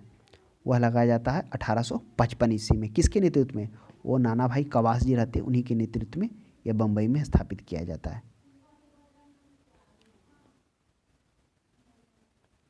नेक्स्ट प्रश्न देखेंगे 10 में, अंग्रेजों द्वारा बनाई गई भू राजस्व व्यवस्था को निम्न प्रणालियों में से कौन सी कृषकों के हितों को अधिक सुरक्षा प्रदान करती है?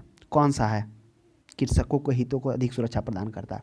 ये बंगाल प्रांत का स्थायी बंदोबस्त, मद्रास प्रांत का रैयतवाड़ी बंदोबस्त, मध्य प्रांत का जमींदारी भू व्यवस्था, संयुक्त प्रांत का मालगुजारी व्यवस्था। अभी हम लोगों ने देखा था कि जो है क्या होता है, कर्नवालिस के समय में भू राजस्व व्यवस्था को अस्थायी रूप से उसको पैजामा पहनाया जाता है, यानी अस्थायी रूप से निर्धारण कर उसको अस्थायी कर दिया जाता है। यानी अब वो झंझट नहीं है कि कभी 5% कभी लिया जाएगा 5 साल में, कभी 1 साल में, तो ये अस्थायी कर दिया जाता है। और वह जो अस्थायी बंदोबस्त होता है वह सबसे पहले कहाँ लागू होता है? वह बंगाल में होता है। हालांकि खाली बंगाल में नहीं, बंगाल, बिहार, उड़ीसा, उसके बाद आप देखेंगे मद्रास के उत्तरी जिले, बनारस, इन सभी क्षेत्रों में होता है।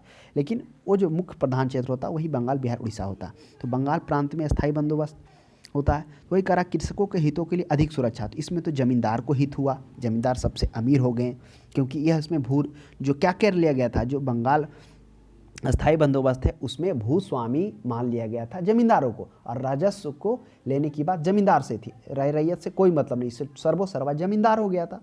जो रैयत दे पाते थे सही से राजस्व, यानी जो भी उसका हिस्सा था वो उसके पास ज़मीन रहने देते थे, नहीं रहते थे तो छीन लेते थे, यानी टोटल क्या होता था, उसी के कंट्रोल में था। तो इसके कारण उसके पास भूमि भी ज़्यादा हो गया जमींदारों के पास। इस वजह से ब्रिटेन तो जरूर राजस्व लागू कर दिया, लेकिन वो रैयतों को साधन तो नहीं दिया ना कि उसके विरुद्ध वो न्यायालय जा सकते हैं।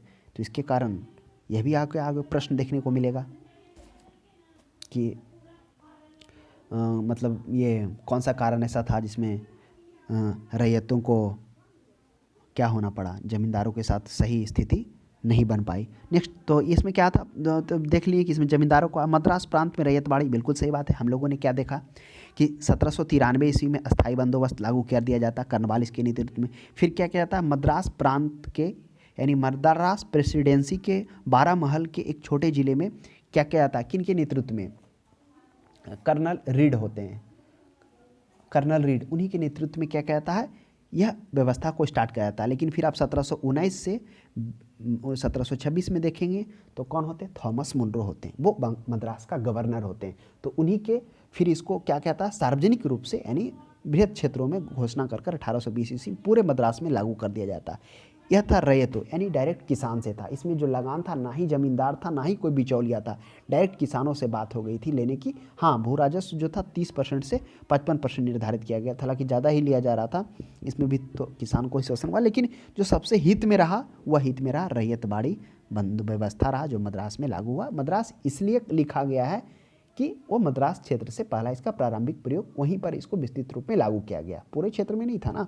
कंट्रोल जैसे जैसे था कुछ कुछ क्षेत्र में करता जा रहा था परिवर्तन। जब देख रहा था स्थायी बंदोबस्त में कुछ कमियां दिखा, तो इस तरह से क्या हो रहा था, मतलब धीरे धीरे उसमें इम्प्रूवमेंट लाने का मतलब कि ज़्यादा से ज़्यादा राजस्व को वसूल सकें, उस पर कंट्रोल रख सकें। इसी कारण इस व्यवस्था को बदलता गया। आप देख रहे होंगे कि उस क्षेत्र में, अब आपके माइंड में ये भी प्रश्न उठाओगे पूरा क्षेत्र में क्यों नहीं? पूरा क्षेत्र में नहीं लागू इसलिए नहीं हुआ ना क्योंकि छोटे छोटे जहाँ पर कंट्रोल था, पकड़ था, वहाँ पर हो रहा था। फिर उसमें फिर कुछ कमियां भी आ रही थी, जिससे ब्रिटिशर्स को हानि भी देखने को मिल रहा था। इस वजह से वो व्यवस्था भी चेंज कर रही थी।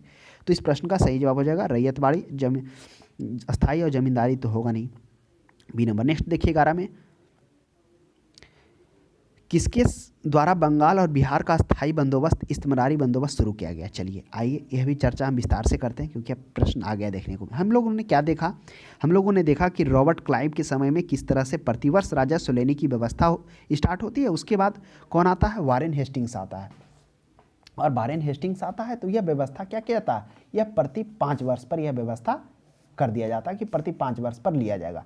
फिर वारेन हेस्टिंग्स के बाद कर्नवालिस आता है। यह जो 5 वर्षीय व्यवस्था था, फिर कर्नवालिस क्या करता है, वह अध्ययन करता है। किसका अध्ययन करता है? यानी जो राजस्व का था वह बंगाल में जो प्रचलित राजस्व था उसका अध्ययन करता है। तब उसके सामने हम लोगों ने देखा कि 3 प्रश्न निकल कर आता है। पहला प्रश्न क्या था कि यह व्यवस्था किसके साथ किया जाए, किसानों के साथ कि जमींदारों के साथ, यानी एक पहला प्रश्न उसके सामने निकल के आता। दूसरा आता है कि कंपनी की भूमि की उपज में क्या हिस्सा होना चाहिए। दूसरा प्रश्न कितना मतलब कंपनी को इसमें होना चाहिए। और तीसरा प्रश्न आता है कि भूमि व्यवस्था को अस्थायी किया जाए या 10 वर्ष के लिए लिया जाता है। तो शुरू में तो ये 1790 ईस्वी में यह 10 वर्ष के लिए किया जाता है, लेकिन कुछ बरस बाद फिर इसमें क्या हो जाता है, इसको अस्थायी कर दिया जाता है 1793 ईस्वी को। 23 मार्च ही शायद वो समय रहता है, अस्थायी कर दिया जाता है। तो इस तरह से इस अस्थायी बंदोबस्त में क्या हो जाता है, इस अस्थायी बंदोबस्त में क्या होता है, इसमें जो जो जमींदार होते हैं उनको भू राजस्व का स्वामी मान लिया जाता है। यानी जो हेड होगा वो कौन होगा, वह होगा जमींदार। उसी के साथ भू राजस्व, अब राजस्व उपज का कितना हिस्सा होगा, इसमें जमींदारों को कहा गया कि 1/10 या 1/12 भाग जमींदार अपने पास रखकर बाकी का राजस्व वो कंपनी को दे दें, अर्थात ब्रिटिश ईस्ट इंडिया कंपनी को दे दें, क्योंकि शासन तो वही कर रहा था ना, वो व्यापारिक कंपनी। तो इस तरह से था। अब तीसरा जो था भूमि का तो हो गया, वो अस्थायी हो गया, तो वह था लॉर्ड कॉर्नवालिस 1793 ईस्वी में। उसके बाद नेक्स्ट प्रश्न देखिए 12 में है ब्रिटिश सरकार ने भारत में अस्थायी बंदोबस्त कब लागू किया। अब देखिए अस्थायी बंदोबस्त काफ़ी अच्छा प्रश्न है, 1793 ईस्वी में प्रश्न हो जाएगा, कॉर्नवालिस के समय में। नेक्स्ट देखिए रैयतवाड़ी व्यवस्था कब लागू हुआ। अभी हम लोग चर्चा किए कि क्या होता है अस्थायी बंदोबस्त, यानी कॉर्नवालिस के बाद कॉर्नवालिस में क्या हो जाता है, वो क्या करता है, जो बंगाल में प्रचलित भू राजस्व व्यवस्था था उसको अध्ययन करता है, और उस अध्ययन करने के बाद उसके सामने कुछ प्रश्न आते हैं, जिस पर वो क्या करता है, जो ये भू राजस्व का प्रधान यानी अध्यक्ष सर जॉन शोर होता है, तथा जो अभिलेखपाल होता है यानी कीपर रिकॉर्ड होता है, उसके साथ लंबा वाद विवाद चलता है। और उस लंबा वाद विवाद में चलने के बाद यही निष्कर्ष निकल कर आता है कि शुरुआती में तो 10 वर्ष रखा जाता है, लेकिन बाद में उसको क्या कर दिया जाता है, वह अस्थायी कर दिया जाता है। तो इस तरह से 1793 ईस्वी में वो क्या होता है, अस्थायी बंदोबस्त हो जाता है। फिर क्या हो जाता है, कॉर्नवालिस के बाद देखेंगे ये, तो कॉर्नवालिस के बाद आपको देखने को मिलेगा कि क्या होता है 1793 ईस्वी में। फिर उसके बाद रैयतवाड़ी व्यवस्था स्टार्ट हो जाता है। कब, यह हो जाता है 1820 ईस्वी से रैयतवाड़ी व्यवस्था। यह क्या था, हाँ इसका प्रायोगिक रूप सबसे पहले जो किया गया था वह किया गया था किसके, वो जो कर्नल रीड होते हैं ना, वो प्रायोगिक रूप से वो प्रयोग करते हैं। क्योंकि क्या होता है, यह सबसे पहले जो रैयतवाड़ी व्यवस्था है वह मद्रास प्रेसिडेंसी यानी मद्रास के एक ज़िले में होता है, 12 महल करके ज़िला होता है, वहाँ पर इसका प्रारंभिक प्रयोग किया जाता है। उसके बाद 1819 ईस्वी से 26 ईस्वी तक क्या होता है, कौन, थॉमस मुनरो मद्रास का गवर्नर होता है। तो थॉमस मुनरो गवर्नर होने के कारण वह फिर 1820 ईस्वी में इस रैयतवाड़ी व्यवस्था को क्या करता है, पूरे मद्रास में लागू कर देता है। और इसमें जो रैयतवाड़ी व्यवस्था में होता है, इसमें जो राजस्व लेने की बात होती है, इसमें रैयतों के साथ यानी जो किसान हैं, कृषक हैं, उनके साथ यह डायरेक्ट राजस्व लेने की व्यवस्था होती है कि उससे लिया जाएगा। राजस्व का क्या निर्धारण किया जाता है, वह 35% से 55% के बीच में आएगा, हालांकि इससे ज़्यादा ही लिया जाता है। तो इसलिए इसको रैयतवाड़ी व्यवस्था कहा गया है। रैयत का अर्थ ही होता है किसान, खेतीहर। तो इसका कब हो जाएगा, यह हो जाएगा 1820 ईस्वी में। ऑप्शन नंबर सी इसका पर्याप्त हो जाएगा। तो इन चीज़ों को ध्यान में रखिएगा। नेक्स्ट प्रश्न देखिए, पहली बार औपचारिक रूप से महलबाड़ी प्रथा कब लागू हुआ। यह भी काफ़ी अच्छा प्रश्न है। अब क्या होता है, हम लोगों ने अस्थाई देख लिया, अस्थाई किस तरह से अस्थाई बंदोबस्त हो गया। उसके बाद हम लोगों ने रैयतवाड़ी व्यवस्था देख लिया। उसके बाद हम लोग महलबाड़ी व्यवस्था में आते हैं कि जो महलबाड़ी व्यवस्था है वह कब लागू हुआ। तो महलबाड़ी व्यवस्था है, उसमें हम लोगों ने देखा था कि इसमें क्या किया जाता है, जो ब्रिटिशर्स होते हैं यानी ईस्ट इंडिया जो कंपनी होती है, वह क्या होती है, वह अब ना तो रैयत से लेना क्या करती है, पसंद करती है, अब वह चाहती है कि वह महाल से ले, यानी उसमें थोड़ा उसको सामना दिक्कत को हुआ और वो असफल साबित हुआ। तो क्या होता है, अब पूरे गांव से लेने की बात होती है कि वह पूरे गांव से लेगा, और वह जो गांव के लोग होंगे, उस गांव के जो प्रधान मुखिया हुआ उसको दे दीजिएगा, उसको पहुंचाना काम होता था व्यापारिक कंपनी को। तो इस तरह से इसलिए पूरे गांव से लेने की व्यवस्था जब स्टार्ट होगी, इसलिए इसको महाल कहा गया, यानी गांव को ही महाल कहा गया, इसलिए इसको महलबाड़ी व्यवस्था किया गया। ये महलबाड़ी व्यवस्था क्या था, तो आप देखेंगे ये महलबाड़ी व्यवस्था जो हॉल्ट मैकेंजी है ना, हाँ हॉल्ट मैकेंजी इसका 1819 ईस्वी में इसको व्यवस्था का अवधारणा देता है स्टार्टिंग में कौन, हॉल्ट मैकेंजी 1819 ईस्वी में। तो क्या होता है इस व्यवस्था की अवधारणा सर्वप्रथम तो हॉल्ट मैकेंजी 1819 ईस्वी में दिया, लेकिन 1822 जो होता है उसके रेगुलेशन के अनुसार कुल भूभाग का 30% भूभाग इसमें निश्चित किया गया। यानी कि पहले जो 1822 ईस्वी का जो होता है ना 30 नहीं कही है, उसमें 95% भूभाग पर इसको लागू करने की बात होती है, लेकिन फिर बाद में इसको 33% भाग पर ही रखता है, वही 1822 के रेगुलेशन के अनुसार। तो इसे बस इसमें इतना निश्चित की गई, किसमें, ये भूराज ये महलबाड़ी में 33 पर। उसके बाद क्या होता है कि बाद में इसको कम कर दिया जाता है, और फिर वही आप देखेंगे कि ये मार्टिन बर्ड आता है। यानी मार्टिन बर्ड कब आते हैं, 1822 ईस्वी में ये प्रावधान किया जाता है, और फिर मतलब वही अतः इसे वसूलने में अत्यधिक कठोरता बनाई गई थी, इसलिए ये असफल व्यवस्था भी हो जाता है। फिर 1833 में मार्टिन बर्ड क्या करते हैं कि देखरेख में उत्तर भारत में कई सुधार के साथ इसको पुनः लागू किया जाता है। अब यही जो था ना पुनः लागू किया जाता है, वह भूमि कर इसमें कितना निर्धारित किया जाता है, 66%। तो ये बात को ध्यान में रखिएगा किस तरह से इसको क्या था। लेकिन यह मतलब वही जो शुरुआती में जो होता है ना मार्टिन बर्ड के द्वारा, वह थोड़ा सफल हो जाता है। तो उसके बाद वही मार्टिन बर्ड जो होते हैं, क्योंकि वह बहुत कठोरता से इसको बनाया गया था, और जो भी जो कंपनी के ही जो अधिकारी थे वह थोड़ा सा इसमें क्या हो रहा था, कंपनी को राजस्व प्राप्त ना होकर अधिकारी अमीर हो रहे थे, राजस्व नहीं आ रहा था, जिसके कारण यह सफल साबित हुआ। उसके बाद फिर यह 1833 में मार्टिन बर्ड की देखरेख में उत्तर भारत में इसको पुनः क्या किया गया, लागू किया गया, जिसमें भूमि कर कम किया गया। भूमि कर इसमें पहले ज़्यादा था, भूमि कर 66% कर भूमि कर कम किया गया, फिर 66% कर कट किया जाता, फिर डल हो जाता तो और कम कर देता, 50% कर देता।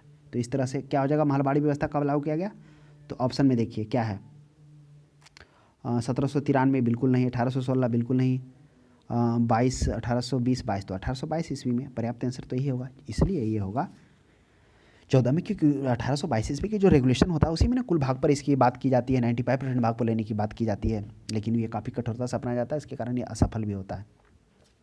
नेक्स्ट प्रश्न देखिएगा, 15 में कह रहा अस्थाई बंदोबस्त जिन देशों में लागू किए गए उनमें शामिल हैं, उनमें कौन शामिल है, बंगाल, बिहार, उड़ीसा, मद्रास के उत्तरी जिले, बनारस। अब पहले समझिए अस्थाई बंदोबस्त। अस्थाई बंदोबस्त हम लोगों ने देखा कि किस तरह से यह जो राजस्व लेने की व्यवस्था उसको अस्थायित्व किया जाता है। अस्थायित्व करने के पीछे कारण यह था कि क्या हो सके, जो कंपनी है, व्यापारिक कंपनी है, उसको एक तरह से अस्थाई रूप से यानी निश्चित रूप से निश्चित समय में वह क्या आया है, जिससे वह क्या कर सके, प्रशासनिक तथा जो निजामत का कार्य है यानी सैनिक, फौजदारी, ये सभी विभागों को ठीक से चला पाए और वह अच्छा से प्रशासन को नियंत्रण करे।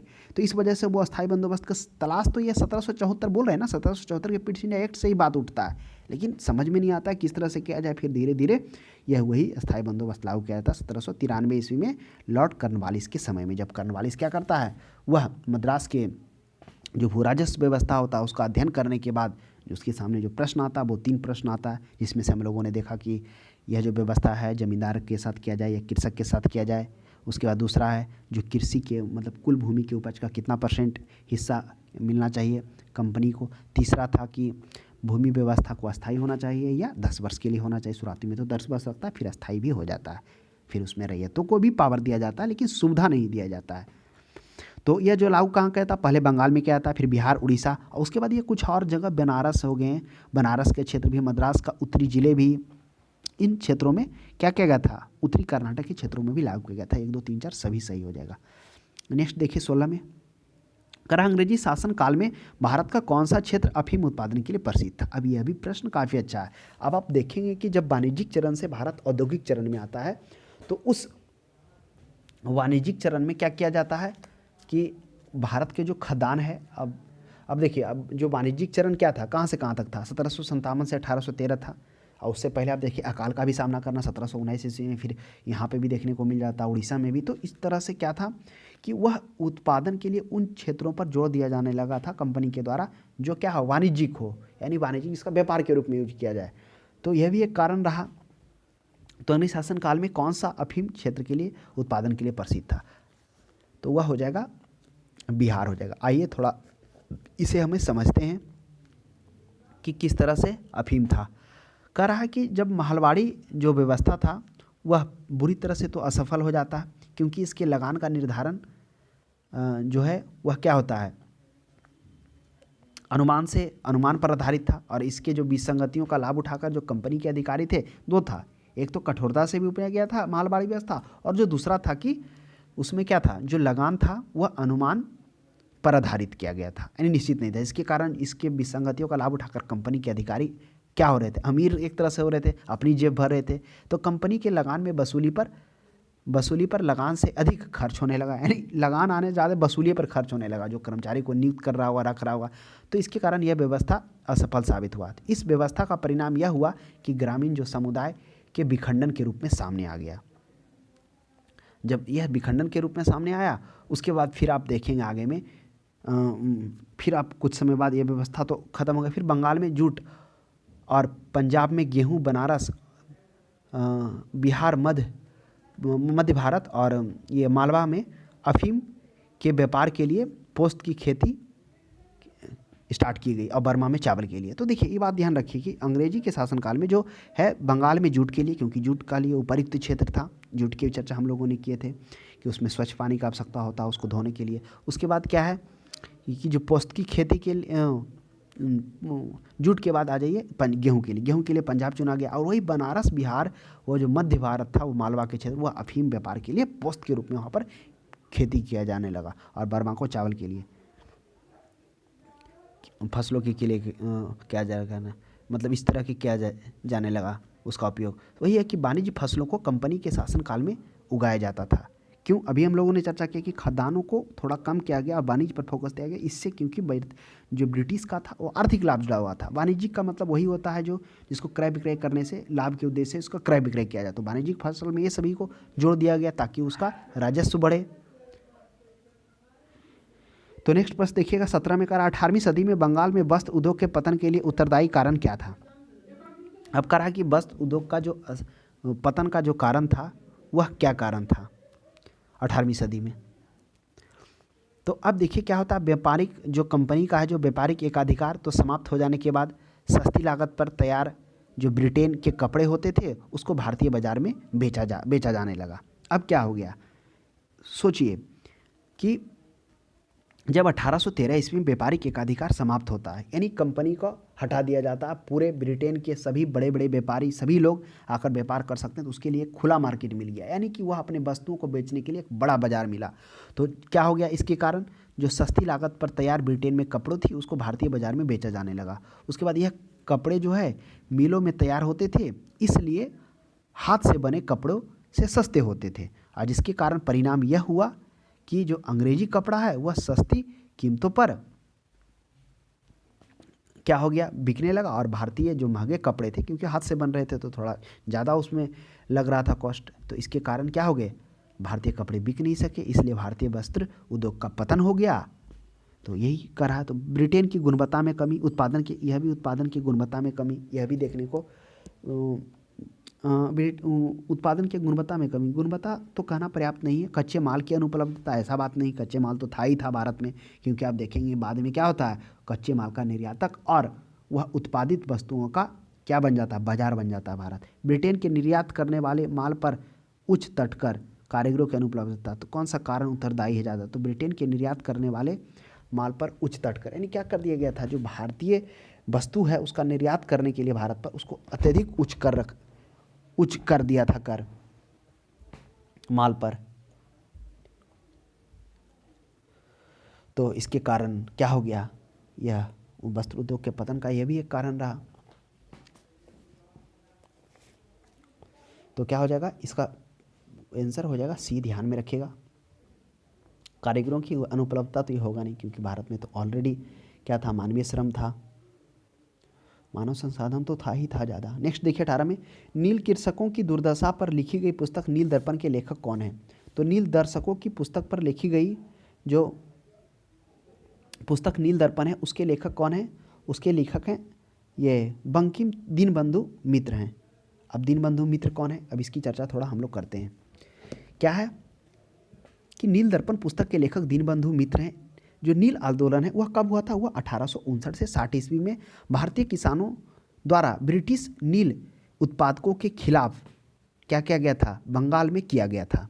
वही, क्योंकि ब्रिटिश उस समय क्या करता, फोर्स करता। अभी हम लोगों ने देखा था कि वाणिज्यिक उत्पादन के लिए वो फोर्स करता है, जिसमें अफीम से रिलेटेड भी बात आती है। तो उसी में से यह नील की खेती से भी जुड़ा हुआ रहता है, जिसका यूरोप में काफ़ी डिमांड होता है। इस आंदोलन की शुरुआत सितंबर 1859 ईस्वी में बंगाल में नदिया जिले के गोविंदपुर गांव में होती है, और यह विद्रोह के फलस्वरूप 1860 में जो ब्रिटिश सरकार ने एक आयोग का गठन किया है, विद्रोह के जब होता है तब, तो वही 1859 में नील विद्रोह के जो वर्णन है वही दीनबंधु मित्र अपनी पुस्तक क्या करते हैं, नील दर्पण में करते हैं। काफ़ी बड़ा विद्रोह था, इसकी चर्चा जब पढ़ने को आगे देखेंगे तो विस्तार से होगी।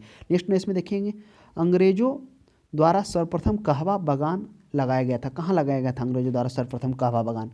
तो जो कहवा बागान है वह ऑप्शन है वायनाड जनपद में, नीलगिरी में, कुर्ग जनपद में। तो इस प्रश्न का सही जवाब हो जाएगा, वह हो जाएगा वायनाड जनपद में, क्योंकि अंग्रेजों के द्वारा पूछ रहा है। अगर कहवा की बात की जाए जिसको कॉफ़ी कहते हैं, सबसे पहली बार तो ये बाबा बुदन की पहाड़ियों कर्नाटक में ही लगाया गया था। वायनाड भी कर्नाटक में ही है। वायनाड नहीं, कर्नाटक में नहीं, केरल में होगा। और इसका जो सबसे पहले वाणिज्यिक उत्पादन कब से स्टार्ट होता है, वही आप मान लीजिए 1826 ईस्वी से वाणिज्यिक उत्पादन वाणिज्यिक बागान के रूप में किया जाने लगता है। सबसे पहले मिलता कहाँ है, सबसे पहले मिलता है ये वही कर्नाटक के क्षेत्र में, और उसके बाद फिर वायनाड केरल में पहुँचता है। तो इस तरह से इसका उत्पादन होता है। उसके बाद फिर ये 1839 में देखेंगे फिर नीलगिरी में भी आता है। तो वाणिज्यिक उत्पादन लेकिन अंग्रेजों का है, तो वायनाड हो जाएगा, ये केरल में है। नेक्स्ट प्रश्न देखिए 20 में, अंग्रेजी शासन के दौरान भारत के आर्थिक दोहन का विचार का प्रतिपादन किसने किया था? अभी हम लोग चर्चा की कि जो आर्थिक दोहन है, किस तरह से भारतीय धन को ब्रिटेन पहुंचा रहे थे, इसका सबसे पहले जो प्रकाश दादाभाई नौरोजी जो property and British rule in India के माध्यम से, वह इसका माध्यम से क्या करते, धन के निष्कासन को सिद्धांत के देते हैं। और उन्होंने बताया कि किस तरह से क्या कर रहा है, धन का निष्कासन के कारण जो भारत गरीब हुआ, निर्धन हुआ, वह समस्त बुराइयों का जड़ है। तो वही आर्थिक दोहन ड्रेन थ्योरी, यही कौन, दादाभाई नौरोजी, इन्होंने बताया कि किस तरह से भारतीय क्या कर रहे हैं, धन को पहुंचा रहे हैं। 1857 के क्रांति के बाद, 1857 नहीं कहिए, 1757 के प्लासी के युद्ध के बाद किस तरह से क्या कर रहा है कि ब्रिटेन, ये जो ब्रिटेन के जो कंपनी है ईस्ट इंडिया कंपनी, वो अपने हाथों में क्या करती है, सभी प्रशासन राजस्व को ले लेती है, और उस तरह से क्या करती है, फिर एक भाग, उसका 1/3 भाग वह ब्रिटेन पहुंचाते। क्योंकि जब 1855 में वो जाते हैं तो वहाँ की समृद्धि को देखकर दादाभाई नौरोजी काफ़ी स्तब्ध हो जाते हैं, और वो सोचने लगते हैं कि आखिर हमारा देश इतना गरीब क्यों है और यह इतना देश समृद्ध क्यों है। तब वो क्या करते हैं, साम्राज्यवादी को उपनिवेश देशों के समृद्धि का कारण का विरोध करते हैं। साम्राज्यवादी का उद्देश्य मानना क्या है कि कोई भी महत्वाकांक्षी जो राष्ट्र है अपनी शक्ति और गौरव को बढ़ाने के लिए जो अन्य देशों का प्राकृतिक और मानवीय दोहन करता है, मानवीय दोहन का नियंत्रण स्थापित कर लेता है, उसी को साम्राज्यवाद कहते हैं। तो वही उसका सबसे पहले विरोध भी करते हैं साम्राज्यवाद को। नेक्स्ट देखिए कि इसमें भारत में अंग्रेजों के समय प्रथम जनगणना किसके काल में हुई थी? तो अगर जनगणना की बात हो जाए तो जनगणना पूरे भारत में अभी तक कितना 15 जनगणना हुआ है। स्वतंत्रता के बाद 7वीं जनगणना हो चुकी 2011 में। तो इस तरह से यह भी ध्यान में रखना होगा। तो प्रथम जो जनगणना हम लोग देखे थे कि जो पहला जनगणना है वह लॉर्ड मेयो के शासनकाल में 1872 ईस्वी में लाया गया था, लेकिन जो नियमित जनगणना है वह लॉर्ड रिपन के शासनकाल में 1881 से स्टार्ट किया गया था। तो क्या करा भारत में अंग्रेजों प्रथम जनगणना, तो लॉर्ड मेयो हो जाएगा 1872 में। नेक्स्ट देखिए 22 में, सर टॉमस मुनरो किस भू राजस्व बंदोबस्त से संबंधित है? अब देखिए सर टॉमस रो, अभी हम लोग चर्चा किए थे कि कौन सा भू राजस्व से संबंधित है, टॉमस मुनरो। तो टॉमस मुनरो की बात हम लोग किए थे कि टॉमस मुनरो क्या होता है, थॉमस मुनरो वह होता है 1819 से 26 मद्रास का गवर्नर होता है। और फिर वह जो प्रायोगिक रूप से मद्रास में जो 12 महल करकट क्षेत्र में जो रैयतवाड़ी व्यवस्था लागू होता है, उसके बाद वह 1820 ईस्वी में पूरे मद्रास में वह रैयतवाड़ी बंदोबस्त को लागू कर देता है। तो सी हो जाएगा। 23 में देखिए भारत में प्रथम रेल लाइन का निर्माण 1853 में किन नगरों के बीच में हुआ था? अभी हम लोग चर्चा किए थे कि 1853 में जो रेल लाइन था वह मुंबई से थाने के बीच लगभग 35 किलोमीटर के बीच में चलाई गई थी। और इस रेल लाइन को चलाने के लिए जो भाप इंजन है वो ब्रिटेन से मंगाया गया था। जो सिंधु था और कौन था, सुल्तान था, साहिब, ये 3 इंजन, सिंधु, सुल्तान, साहिबा, ये 3 भाप इंजन के द्वारा 20 डब्बों को खींचा गया था, जिसमें 400 व्यक्ति थे। वही 3:30 में ट्रेन चलती है और 4:45 में वो थाने पहुंच जाती है। तो यह भी ध्यान में आप रखेंगे। और इसमें यह भी हम लोग देखे थे कि जो ब्रिटेन जो लाइन बिछाया था वह डलहौजी के शासनकाल में बिछाया गया था। जो सबसे पहले जो बात की जाए तो 1845 में कलकत्ता के ग्रेट इंडियन जो पेंसुला होते हैं वो रेल कंपनी का स्थापना करते हैं। और फिर वही 1850 ईस्वी में क्या होता है, वो रेल लाइन का उसी के द्वारा बनाया जाता है। जो 1845 में कलकत्ता में great Indian peninsula rail company का स्थापना किया था, वही रेल लाइन भी उसके लिए बिछाता है। तो यह भी ध्यान में रखिएगा। नेक्स्ट प्रश्न देखिए 24 में स्वतंत्रता पूर्व अवधि में ब्रिटेन सरकार द्वारा भारत में आधुनिक शिक्षा के प्रसार का मुख्य उद्देश्य क्या था। अब स्वतंत्रता पूर्व अवधि में ब्रिटेन सरकार के भारत में आधुनिक शिक्षा का, तो देखिए छोटे प्रशासनिक पदों पर अब बात आ जाती है भारतीय संस्कृति को प्रोत्साहित करना, भारतीय लोगों को आधुनिक बनाना, जिससे वे राजनीतिक जिम्मेदारी का भाग ले सकें। देखिए मुख्य उद्देश्य होता है, अगर भारत में आधुनिक शिक्षा की बात की जाए तो जो आधुनिक शिक्षा की बात किया जाता है, भारत में आधुनिक शिक्षा का जो नींव बोला जाता है स्थापना, वह मैकाले का जो रिपोर्ट होता है 1835 का, क्योंकि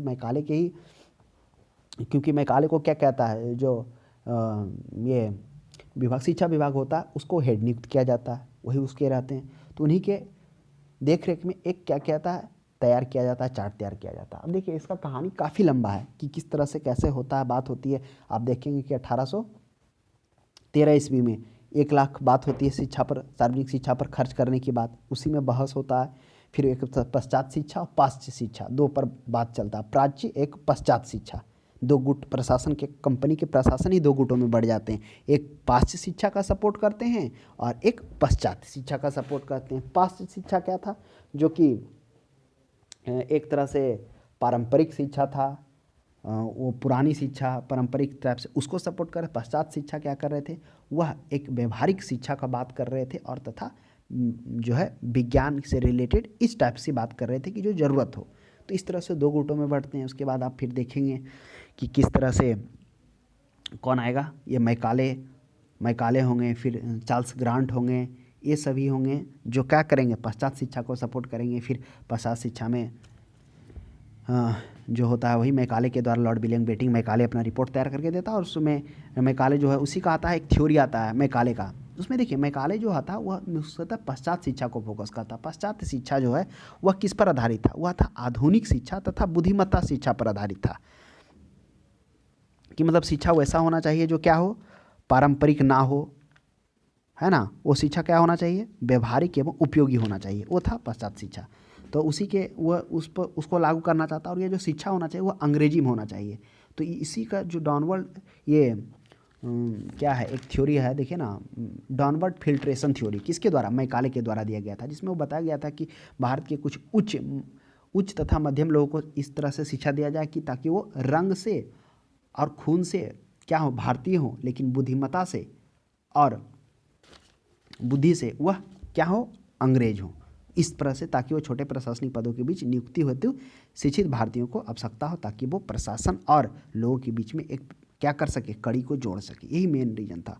तो छोटे प्रशासनिक पदों पर नियुक्ति हेतु शिक्षित भारतीयों की आवश्यकता थी। तो ऑप्शन नंबर ए पर्याप्त होगा। अगर इसमें और भी प्रश्न ए भी देखने को मिलता तो उसमें और भी अच्छा हो सकता था, लेकिन इस चारों प्रश्न में तो उपयुक्त ए है। नेक्स्ट देखिए, स्थायी बंदोबस्त के तहत जमींदार को पूरे लगान भू राजस्व का कितना प्रतिशत राज्य को देना पड़ता था। ये भी काफ़ी अच्छा प्रश्न है। अस्थायी बंदोबस्त में क्या था, अस्थायी में हम लोगों ने समझ लिया लॉर्ड कॉर्नवालिस के समय में इसको भू राजस्व को अस्थायी कर दिया जाता है, इसलिए इसको अस्थायी बंदोबस्त किया जाता है। और अस्थायी बंदोबस्त में इसलिए होता है कि इसको जब लागू किया जाता है तो इसमें कॉर्नवालिस के द्वारा क्या किया जाता है, अध्ययन किया जाता है बंगाल के भू राजस्व प्रणाली का। उसके बाद वो क्या करता है, जो जमींदारों के साथ है उसके साथ यह व्यवस्था लागू करने की बात होती है, जिसमें वह 89% क्या करता है, अब कंपनी लेती है और 11% किसको होता था, जो शेष बच गया वो जमींदारों को, और बाकी जो किसान हुआ थोड़ा उसको मिला। सोचिए कितना ज़्यादा व्यवस्था था। तो वही भू राजस्व व्यवस्था का प्रतिशत राज्य को कितना देना होता था, 89%। वही 1/10 या 1/11 भाग रख कर जमींदार बाकी शेष वह दे देंगे कंपनी को। नेक्स्ट 6 में, रैयतबाड़ी व्यवस्था जिन क्षेत्रों में लागू हुई वह शामिल कौन से क्षेत्र थे। अभी हम लोगों ने देखा कि रैयतबाड़ी जो व्यवस्था है वह सबसे पहले मद्रास प्रेसिडेंसी के 12 महल जिले में लागू होता। उसके बाद 1819 से 26 ईस्वी के बीच में जो क्या होते हैं, ये मद्रास के जो गवर्नर होते हैं वह थॉमस मुनरो होते हैं। फिर वही प्रायोगिक रूप से तो वहाँ स्टार्ट किया था मद्रास में, फिर इसको पूरे मद्रास में घोषित किया जाता पूर्ण रूप से 1820 ईस्वी में। ये सबसे ज़्यादा भाग 50% भागों पर पूरे भागों में लागू किया जाता। यह मद्रास हो गया, मुंबई प्रेसिडेंसी हो गया, तीनों प्रेसिडेंसी मद्रास, मुंबई और कोलकाता कुछ बात देखिए पूर्वी बंगाल आ गया ना, तो ये तीनों भाग में क्या था, असम और कुर्ग। ऑप्शन नंबर डी हो जाएगा। नेक्स्ट देखिए 27 में, उत्तरी भारत में भूमि कर व्यवस्था का प्रवर्तक किसे कहा जाता है। अब देखिए उत्तरी भारत में भूमि कर व्यवस्था का प्रवर्तक, ये प्रश्न क्यों आ गया, इसकी चर्चा हम आगे किए थे ना कि उत्तरी भारत में भूमि सुधार को प्रवर्तक के रूप में उसे जाना गया था, तो वो कौन था, देखिए कैप्टन रीड भी है और मार्टिन रीड भी है, तो इसलिए जो फर्स्ट क्वेश्चन था उसमें थोड़ा ये चीज़ क्या फुलों में हम बोल दिए थे। तो जो आप इस चीज़ को ध्यान में देना हुआ, जो कर्नल रीड है वो रैयतवाड़ी में थे, है ना। और जो प्रायोगिक स्तर पर जो सबसे पहले मद्रास में कुछ क्षेत्र में जो लागू किया गया था ना, उसके बाद ना होता है थॉमस मुनरो उसको क्या कहता है पूरे मद्रास में लागू कर दिया जाता है। लेकिन जो प्रायोगिक इसका प्रयोग छोटे स्तर पर होता है उस समय वो 1700 मतलब पहले ही 92 में ही कैप्टन रीड के द्वारा किया था। लेकिन प्रायोगिक रूप से इसका सार्वजनिक रूप से थॉमस मुनरो का रैयतवाड़ी का। लेकिन प्रश्न यहाँ पर पूछ रहा है कि भूमिकर व्यवस्था का प्रवर्तक उत्तरी भारत का। अब समझिए कि महलबाड़ी व्यवस्था को समझना होगा, क्योंकि वही जब क्या होता है रैयतवाड़ी अस्थायी बंदोबस्त के बाद रैयतवाड़ी बंदोबस्त आता, रैयतवाड़ी व्यवस्था आता, रैयतवाड़ी में रैयतों से लिया जाता, अस्थाई में जमींदारों से लिया जाता, महलबाड़ी में पूरे गांव से लिया जाता। तो इसमें क्या हो जाता है, महलबाड़ी व्यवस्था असफल साबित हो जाता है, क्योंकि आप देखेंगे शुरू में क्या होता है, इस व्यवस्था की अवधारणा सर्वप्रथम हॉल्ट मैकेंजी करता है कब 1819 ईस्वी में। हॉल्ट मैकेंजी के बाद देखेंगे फिर 1822 ईस्वी में क्या होता है, रेगुलेशन के तहत कुल भूभाग पर 95% भाग पर इसको लागू करने की बात की जाती है। लेकिन फिर इसको मतलब यह सफल होता है। ये जो होता है शुरुआती में जो इसकी बात होती है उसमें अत्यधिक कठोरता के से बनाई गई थी, इसके कारण यह असफल होता है। फिर इसको कम करके 33% पर कर दिया जाता है, 30% कर दिया जाता है जो शुरू में हुआ था।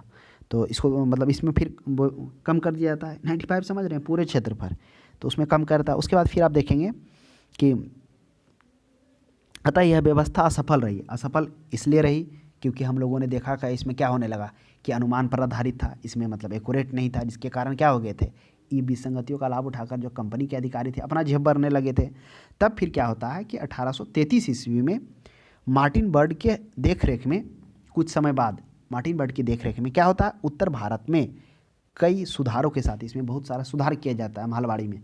उसके बाद इसको पुनः लागू किया जाता है, जिसके कारण उत्तरी भारत में भूमिकर व्यवस्था का प्रवर्तक मार्टिन बर्ड को जाना जाता है। तो ध्यान दीजिएगा मार्टिन बर्ड। उसके बाद फिर आप देखेंगे कि कौन आता है, ये डलहौजी आ जाता है। तो डलहौजी इसको और थोड़ा कम कर देता है, भू राजस्व कर 66% 50% कर देता है। मार्टिन बर्ड के जो समय में वो लगभग ज़्यादा होता है, 66 होता है। तो इस तरह से हम लोगों ने देख लिया कि क्यों इसे प्रवर्तक कहा जाता है, क्योंकि यह महलबाड़ी व्यवस्था को क्या करते हैं मार्टिन बर्ड कि इसमें पुनः सुधारों के साथ, कई सुधारों के साथ इसको पुनः लागू किया जाता है उत्तर भारत में। उत्तर भारत में बात की जाए तो कहाँ, खासकर उत्तर भारत में आप देखेंगे तो मान लीजिए उत्तर भारत में पंजाब हो गया, ये सभी क्षेत्रों में हो गया। नेक्स्ट प्रश्न देखिए 28 में, समस्त अंग्रेज भारत के सर्वाधिक भूमि पर 51% पर अपनी अपनाई गई भू राजस्व व्यवस्था। देखिए सब सर्वाधिक जो व्यवस्था है वह क्षेत्र में जो अपनाया था वह जो रैयतवाड़ी व्यवस्था था ना, वो सबसे ज़्यादा भूमि पर अपनाया गया था। महलबाड़ी तो ये अस्थायी बंदोबस्त तो कम ही था, लगभग 29-30 था, 29-30 भी नहीं कहिए, मतलब 19 कहिए, है ना, क्योंकि 29-30 तो था कौन, 30% पर तो यही अपनाया गया था, लास्ट वाला भाग महलबाड़ी व्यवस्था था। क्योंकि देखे ना शुरू में तो 95 निर्धारित किया था, लेकिन बाद में 33 का था, तो वही 33 और ऊपर वाला 19-20% अस्थायी बंदोबस्त। तो ये ध्यान में रखिएगा कि अस्थायी बंदोबस्त 19 से 20% और रैयतवाड़ी बंदोबस्त सबसे ज़्यादा 51% भूमि पर अपनाया गया था, महलबाड़ी व्यवस्था 30%, 30-33% पर। नेक्स्ट 29 में देखिए, भारत में उपनिवेशी काल में व्हिटली आयोग का उद्देश्य क्या था। यह भी काफ़ी अच्छा प्रश्न है। अब देखिए व्हिटली आयोग मुख्य रूप से क्या कहता है, यह जो श्रमिकों के मौजूदा स्थिति को जांच के लिए व्हिटली आयोग की गठन किया था, यह 1929 ईस्वी में किया जाता है। इस पर चर्चा हम लोग थोड़ा कर लेते हैं कि भारत में औद्योगिक उपक्रमों में श्रमिकों की मौजूदा स्थिति की जानकारी के लिए 1919 ईस्वी में रॉयल कमीशन ने किसकी स्थापना करते हैं, लेबर की, वही कमीशन ऑन लेबर की स्थापना करता है, जिस आयोग के अध्यक्ष कौन होते हैं, यही होते हैं सर जॉन व्हिटली होते हैं। इसलिए इस आयोग को व्हिटली कमीशन भी कहा जाता है। यह आयोग अपना रिपोर्ट कब सौंपते हैं, 1931 ईस्वी में यह रिपोर्ट को सौंपते हैं। उसके बाद इस रिपोर्ट में उन्होंने कई आश्चर्यचकित बात बताया और कहा कि गरीबी का मुख्य कारण क्या है, पिछड़ा हुआ सामाजिक और औद्योगिक ढांचा। यह कारण बताया कि जो है सामाजिक और पिछड़ा हुआ, सामाजिक और औद्योगिक ढांचा पिछड़ा हुआ जो है। उसके बाद इस आयोग ने श्रम आंकड़ों को व्यवस्थित कर क्या किया, यह सुझाया भी कि क्या होना चाहिए, इसके लिए एक आयोग का निर्माण होना चाहिए। इसमें वो बात किया जिसमें वो आयोग होना चाहिए, वो तथ्य पर आधारित होना चाहिए, जिसमें वो बात किया आयोग की एक गठन करने की बात हुई, तो जिसमें श्रमिकों के सामाजिक और आर्थिक परिस्थितियों के बारे में जानकारी एकत्र करने और उस जो उस पर है उस जानकारी के आधार पर ही उपयुक्त श्रम कानून को अपनाया जा सके। तो इस तरह से इन्होंने श्रमिकों के मौजूदा स्थिति को प्रतिवेदन की सिफारिश की थी व्हिटली आयोग 1929 में। रिपोर्ट 31 में आया था। मेन रूप से एक ये आयोग ये बताता है कि किस तरह से जो भारत की जो स्थिति है, मतलब जो श्रमिक का है वो क्या कारण है। तो वही इन्होंने बताया था कि भारत का पिछड़ा हुआ सामाजिक औद्योगिक कारण है इसका गरीबी का मुख्य कारण। फिर उन्होंने ये बात की थी एक आयोग की गठन करने की। नेक्स्ट देखिए कर रहा है 33 में, भारत में भारतीयों द्वारा 1881 में स्थापित उनके प्रबंधन में चलने वाले सीमित देयता का प्रथम बैंक कौन था। तो यह भी काफ़ी अच्छा प्रश्न है कि देयता बैंक मतलब होता है LLC, जिसको आप इंग्लिश में बोल सकते हैं। तो वह जो प्रथम था वह अवध कॉमर्शियल बैंक था। अब अवध कॉमर्शियल बैंक का था। तो अवध कॉमर्शियल बैंक एक भारतीय बैंक था जिसे 1881 ईस्वी में फैजाबाद में स्थापित किया गया था, और यह विफल होने के बाद 1858 तक यह संचालित हुआ। यह भारत का पहला वाणिज्य बैंक था जिसकी सीमित देयता थी, इसलिए यह अवध हो जाएगा, ध्यान में रखिएगा। यह पूरी तरह से भारतीय निदेशक मंडल द्वारा बनाया गया था। यह छोटा बैंक था जिसकी कोई भी शाखा नहीं थी, जो केवल स्थानीय जरूरतों को पूरा करती थी। नेक्स्ट 31 में यह इसलिए पूछा गया ना क्योंकि सोचिए ब्रिटिश के समय में मतलब उसके बिना भारतीयों के सहयोग से बनाया गया पहला था। तो इसमें टोटल जो निदेशक मंडल थे ना वो भारतीय थे। नेक्स्ट 31 में देखिए देयता क्या होता है। हमने बताया कि देयता यानी एक LLC होता है जो एक क्या करती है, वह एक तरह से आप देखिएगा ना किस तरह से वो शेयर धारकों को अपना सौंपती है अधिकार, वही है उसी संबंधित है, यानी उसमें शेयर धारकों का भी अहम भूमिका होता है। नेक्स्ट देखिए 31 में अंग्रेजों द्वारा रैयतवाड़ी बंदोबस्त लागू किया गया था। अब देखिए अंग्रेजों द्वारा रैयतवाड़ी बंदोबस्त कब लागू किया गया था। अब रैयतवाड़ी की चर्चा भी हम लोग किए कि रैयतवाड़ी जो बंदोबस्त है कब लाया गया था, जिसमें रैयतों से डायरेक्ट भूमि लेने की यानी राजस्व लेने की बात हुई गई थी, जिसमें ना कोई बिचौलिया होगा ना कोई जमींदार होगा। यह भूमि के 51% भागों पर लागू की गई थी। और सबसे पहले यह मद्रास के हम लोगों ने देखा था छोटा सा जिला में 1792 ईस्वी में, जिसमें कौन थे, कर्नल रीड के द्वारा प्रायोगिक रूप से, फिर थॉमस मुनरो को द्वारा इसका पूरे मद्रास में इसको लागू किया जाता है, क्योंकि उस समय थॉमस मुनरो मद्रास के गवर्नर होते हैं। तो वह जगह मद्रास प्रेसिडेंसी में, बंगाल में खासकर रैयतवाड़ी। नेक्स्ट देखिए 32 में भारत में उपनिवेशी शासन के संदर्भ में 1833 में पारित रॉबर्ट इल्बर्ट बिल का उद्देश्य क्या था। देखिए इल्बर्ट बिल क्या था आप साधारण भाषा में समझ सकते हैं। इल्बर्ट बिल था जिसमें रिपन ने बात की थी कि जो यूरोपीय जो न्यायाधीश हैं और भारतीय न्यायाधीश को बराबर करने की बात, यानी उसके जो अधिकार हैं, जो उसके पावर हैं, उसको दोनों को समान करने का बात किया। इसमें कहा गया था कि पहले क्या था कि जो ब्रिटिश अधिकारी हैं, मतलब ब्रिटिश जो जज हैं, ब्रिटिश न्यायालय है, तो अगर कोई ब्रिटिश व्यक्ति के विरुद्ध मुकदमा चलाया जाएगा तो वह ब्रिटिश जज ही उसका सुनवाई करेंगे, भारतीय जज नहीं। इसमें बात किया गया था, पावर दिया गया था किसको, भारतीय जज को भी, कि उसकी सुनवाई भारतीय जज भी करेगा, जिसके कारण रिपन को काफ़ी अवहेलना का सामना करना पड़ा था। ब्रिटिश में भी इसका काफ़ी विरोध हुआ इस तरह से, क्योंकि वो मानते थे कि भारतीय उतने पढ़े लिखे नहीं हैं, उस योग्य नहीं है, वो नहीं, मतलब इस तरह से उनकी भावना थी अंग्रेजों की। तो इसमें पहली बार इल्बर्ट बिल के द्वारा क्या हो गया था कि जो दांडिक अधिकारता का संबंध है भारतीय यूरोपीय लोगों के बराबरी पर रोकने की बात हुई थी, कि अब उसकी सुनवाई भारतीय न्यायाधीश भी भारत न्यायालय के भी कर सकते हैं। तो इस वजह से यही इसका इल्बर्ट बिल यही था 1833 में रिपन के शासन, इसके कारण आपको इस्तीफा भी देना पड़ा था रिपन को। नेक्स्ट 33 में देखिए सूची 1 को सूची 2 में सुमेलित करिए। अब सूची 1 में क्या है, बड़े सामंत को आवंटित भूमि। अब ये भी काफ़ी देखिए अगर तीनों समझ गए, रैयतवाड़ी, अस्थाई और महलवाड़ी, तो ये प्रश्न का भी आंसर देख लेंगे। अब देखिए डी में जाइए, ग्राम स्तर पर की गई भू राजस्व, तो ग्राम स्तर पर जो की गई भू राजस्व गाँव से, जिसको महल कहा गया, तो महलवाड़ी बंदोबस्त। अब देखिए उप किराएदार पर देने वाले, गिरवी रखने, हस्तांतरण करने, उपहार देने और विक्रय के अधिकार सहित प्रत्येक किसान को आवंटित भूमि। तो क्या होता था, जो प्रत्येक किसान को आवंटित भूमि था उसमें किस में था, वह था रैयतवाड़ी बंदोबस्त में। तो इन चीज़ों को ध्यान में रखेंगे। उसके बाद बड़े सामंतों को आवंटित भूमि, तो जो बड़े सामंत थे उसको जो आवंटित किया गया था भूमि, वो किसको किया गया था, वो जागीरदारी प्रणाली को। मालगुजारी या इजारेदारी या तहसीलदारों को आवंटित भूमि, जो तहसीलदार को आवंटित भूमि था वह जमींदारी कहलाया। तो इस प्रश्न का सही जवाब इस तरह से निकल गया है ना। तो इन चीज़ों को थोड़ा सा ध्यान में रखेंगे, पकड़ा जाएगा आपको। नेक्स्ट 34 में देखिए, ब्रिटिश शासन काल के दौरान भारत के उद्योगों में कोई स्वतंत्र विकास नहीं हुआ, इसका कारण क्या था। कह रहा ब्रिटिश शासन के दौरान भारत में उद्योगों का स्वतंत्र विकास नहीं हो पाया। क्या कारण था, कारण तो एक कारण नहीं था, कहिए कि अब पढ़िए क्या ऑप्शन में है। भारी उद्योगों का अभाव था, विदेशी पूंजी की कमी था, प्राकृतिक संसाधनों की कमी था, धनिक वर्ग द्वारा भूसंपत्ति में निवेश करने का तरहीज और प्राथमिकता। भारी उद्योग का अभाव ऐसा तो नहीं था। हाँ, ये बात कहिए भारी उद्योग का अभाव हुआ, क्योंकि जिस समय ब्रिटेन में क्या हुआ कि औद्योगिक क्रांति आई, भारत में जिस समय फैक्ट्री लगना चाहिए बड़े बड़े उद्योग, वह ना लगकर वह कच्चे माल का एक तरह से वह क्या हो गया, मार्केट हो गया, कच्चे माल का निर्यातक बन गया और वहाँ से उत्पादित वस्तुओं का ब्रिटेन में उसका ये क्या बन गया, उपभोक्ता बन गया।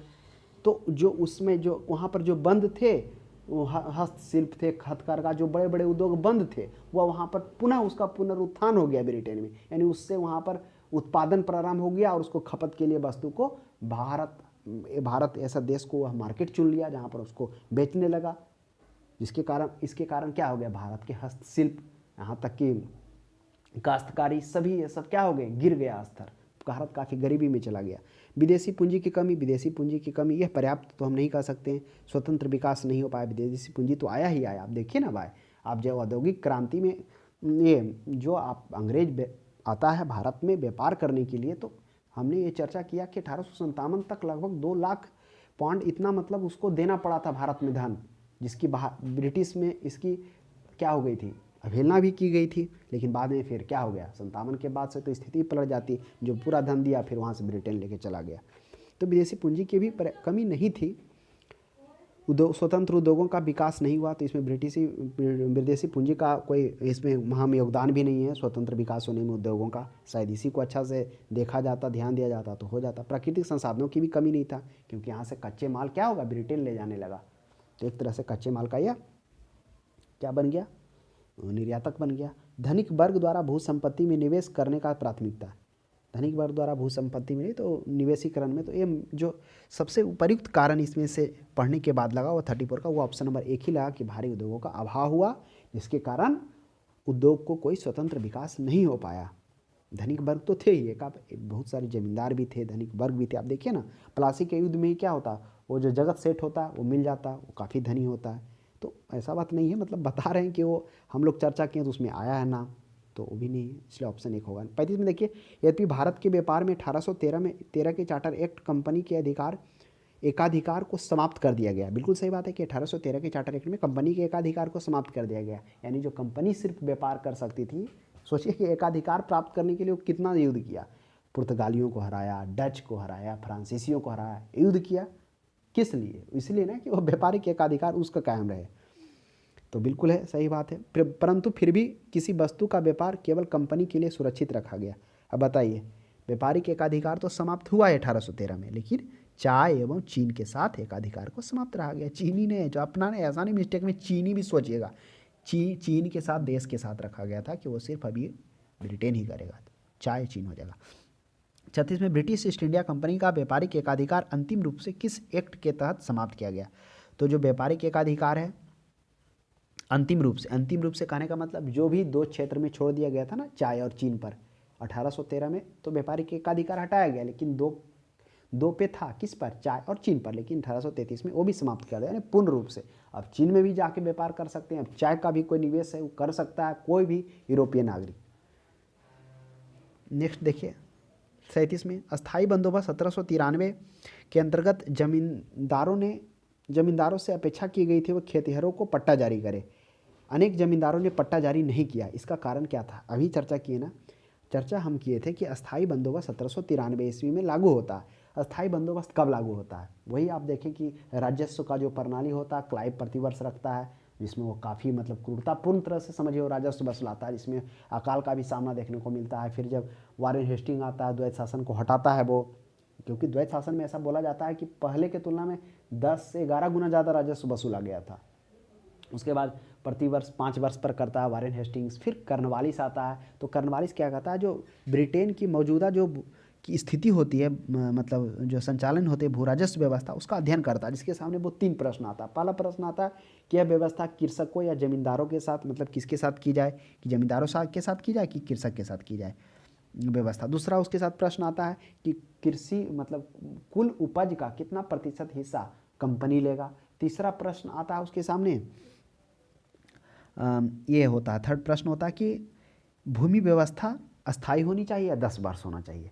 तो उसके बाद फिर तो शुरू में तो 10 वर्ष रखता है 90 में 1790 में, लेकिन फिर 3 वर्ष बाद ही उसको अस्थायी कर दिया जाता है। जब वह अस्थायी करता है, इसके लिए लागू करता है, तो उसमें कुछ वो कानूनी पैजामा उसको पहनाता है, यानी कानूनी रूप देता है, जिसमें वो बोला जाता है, क्या बोला जाता है, पहला उसमें तो वो जमींदारों को भू राजस्व का, यानी उस क्षेत्र के स्वामी को उसको मालिक मान लेता है, और वह सभी लोगों से ना मिलकर सिर्फ जमींदार से मिलेगा, और जमींदार को वहाँ क्या करना होगा, राजस्व वसूलना होगा। क्योंकि स्वाभाविक सी बात है, प्रत्येक लोग से मिलने में कठिनाई है, ज़्यादा परेशानी, तो वह उसको हेड मान लिया, किसको, जमींदार को, उस जो जमीन था उसका वह मान लिया मालिक। इस तरह से व्यवस्था हुई।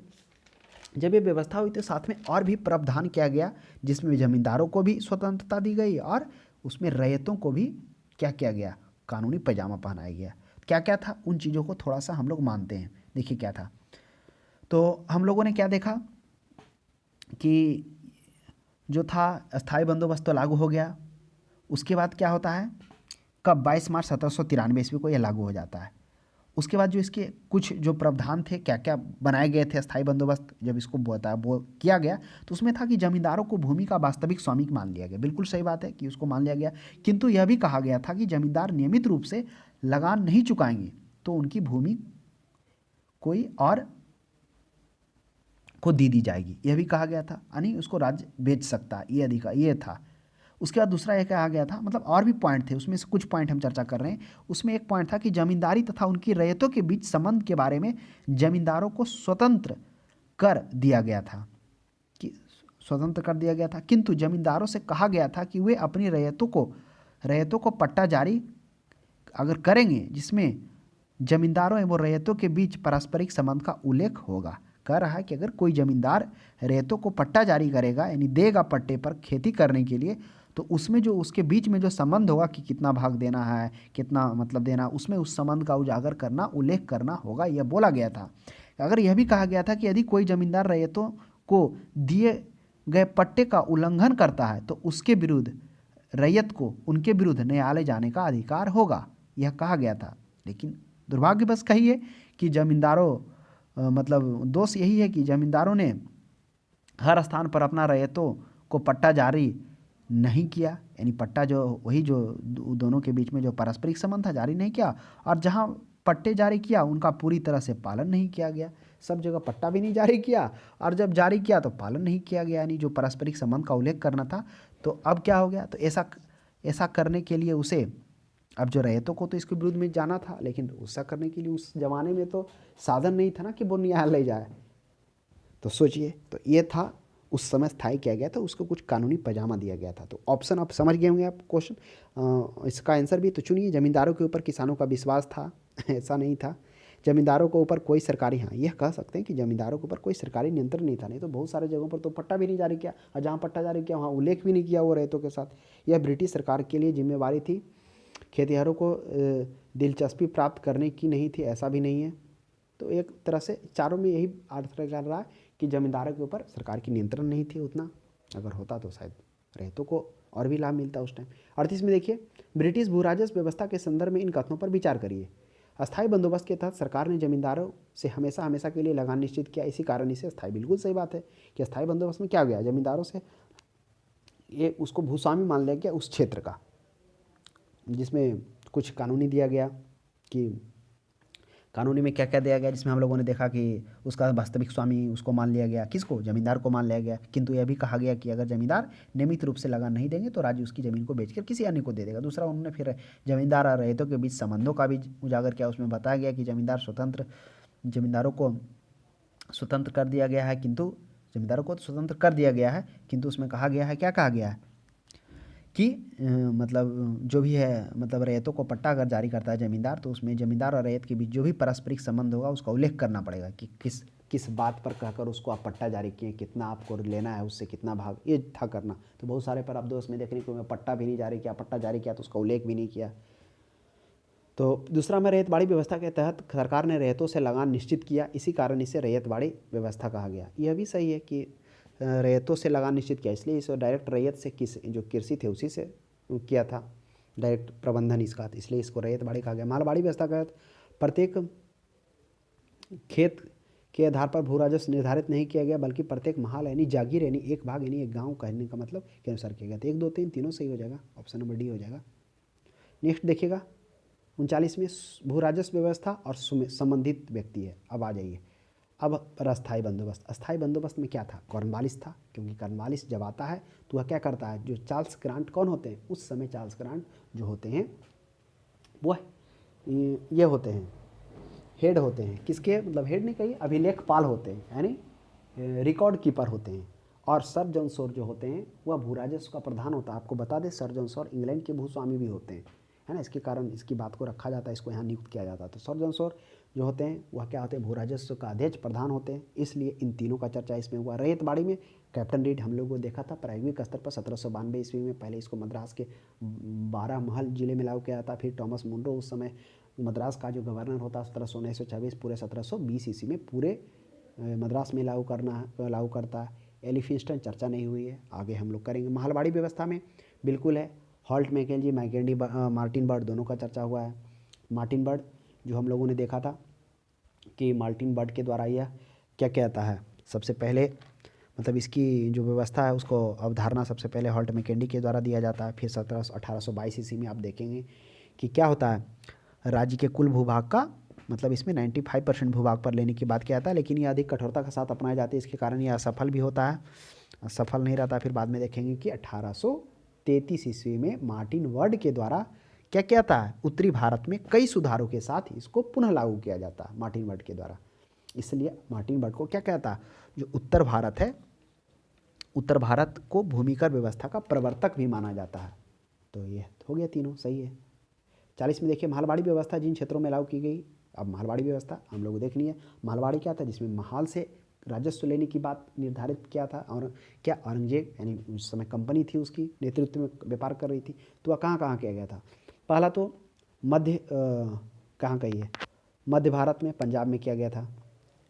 और कहाँ किया गया था, हाँ पंजाब ही आई गया, मध्य भारत में हो गया। द्वाब उत्तर पश्चिम पश्चिमी उत्तरी प्रदेश में मराठों के अधिकृत क्षेत्र और गंगा घाटी, ये सभी क्षेत्र में है।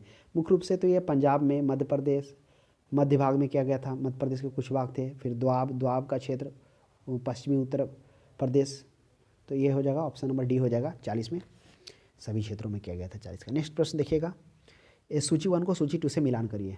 अब देखिए काश्तकारी अधिनियम है, देखिए सभी यहाँ पर काश्तकारी अधिनियम है। अब थोड़ा सा हम समझ जाते हैं यहाँ पर हम लोग कि काश्तकारी अधिनियम क्या, बंगाल काश्तकारी, अवध काश्तकारी, दक्कन, तो ये समझना हुआ थोड़ा सा कि काश्तकारी अधिनियम बंगाल में जो देखा जाए अलग, बंगाल काश्तकारी अधिनियम सन 1885 ईस्वी में आता है।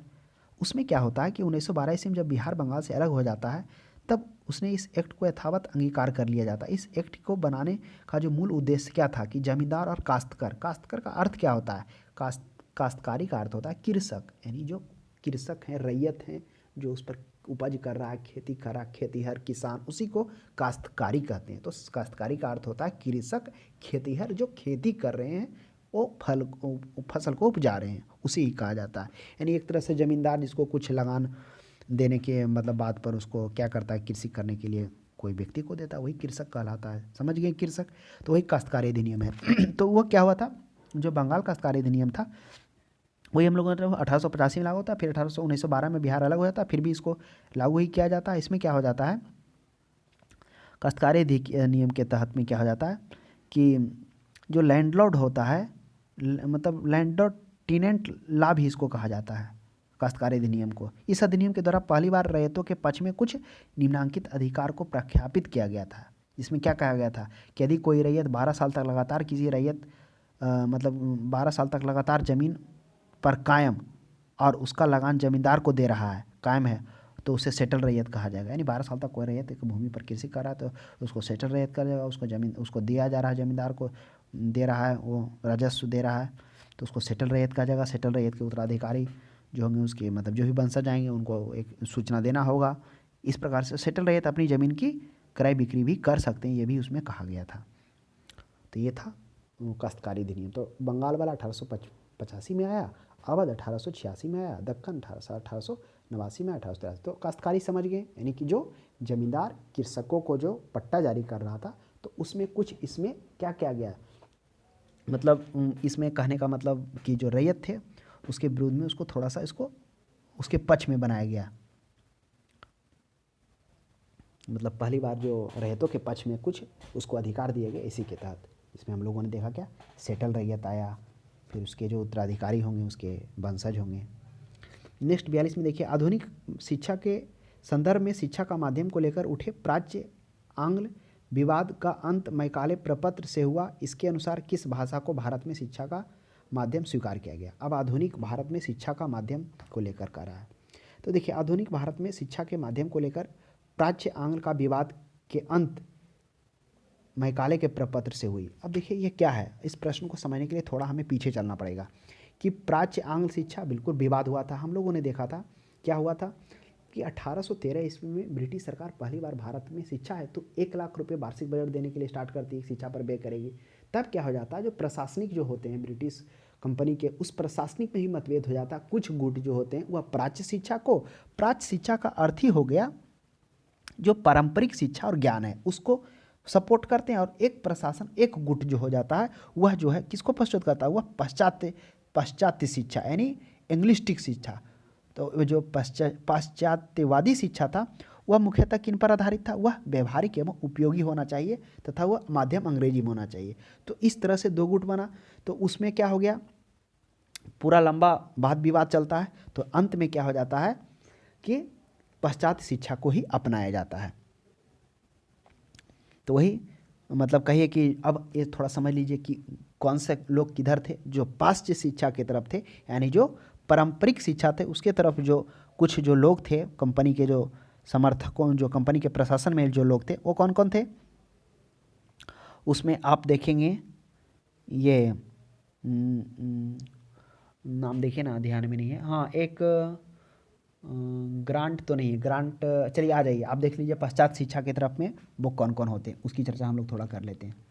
पश्चात शिक्षा के तरफ पश्चिम में कौन कौन होते हैं, ये मैकाले होते हैं, जेम्स मिल होते हैं, चार्ल्स ग्रांट होते हैं, विलियम लम्फ्रांस होते हैं, विलियम फ्रांस होते हैं, ये सभी होते हैं। और एल्फांसो जो है ना वही होता है, एल्फांसो प्राच्य शिक्षा जिसकी चर्चा था ना रैयतवाड़ी में जो लास्ट में था, वो उस तरफ होते हैं, पाश्चात्य शिक्षा को सपोर्ट करते हैं। तो इस तरह से दो गुट हो जाता है, और फिर लास्ट में क्या हो जाता है कि वही मतलब परिषद जो है अंग्रेजी शिक्षा को ही स्वीकार करता है, पश्चात शिक्षा को स्वीकार करता है। अंग्रेजी शिक्षा का माध्यम 1835 ईस्वी में वही पारित किया जाता है। फिर वही लॉर्ड मैकाले क्या होता है 1834 ईस्वी में भारत आता है, वह क्या होता है मतलब कहिए कि एक तरह से गवर्नर के कार्यकारी परिषद में पहली बार मैकाले को नियुक्त किया जाता है और शिक्षा आयोग का उसका अध्यक्ष भी बनाया जाता है। सार्वजनिक शिक्षा का वो समिति का अध्यक्ष भी होता है। उसके बाद वो 1835 ईस्वी में अपना प्रसिद्ध स्मरण पत्र गवर्नर जनरल के सामने प्रस्तुत करता है, जिसमें पाश्चात्य शिक्षा का समर्थन करते हुए पश्चिमी विज्ञान पश्चिमी साहित्य को अंग्रेजी में अध्यापन हेतु बात करता है। तो इसलिए इस प्रश्न का सही जवाब क्या हो जाएगा, अंग्रेजी हो जाएगा।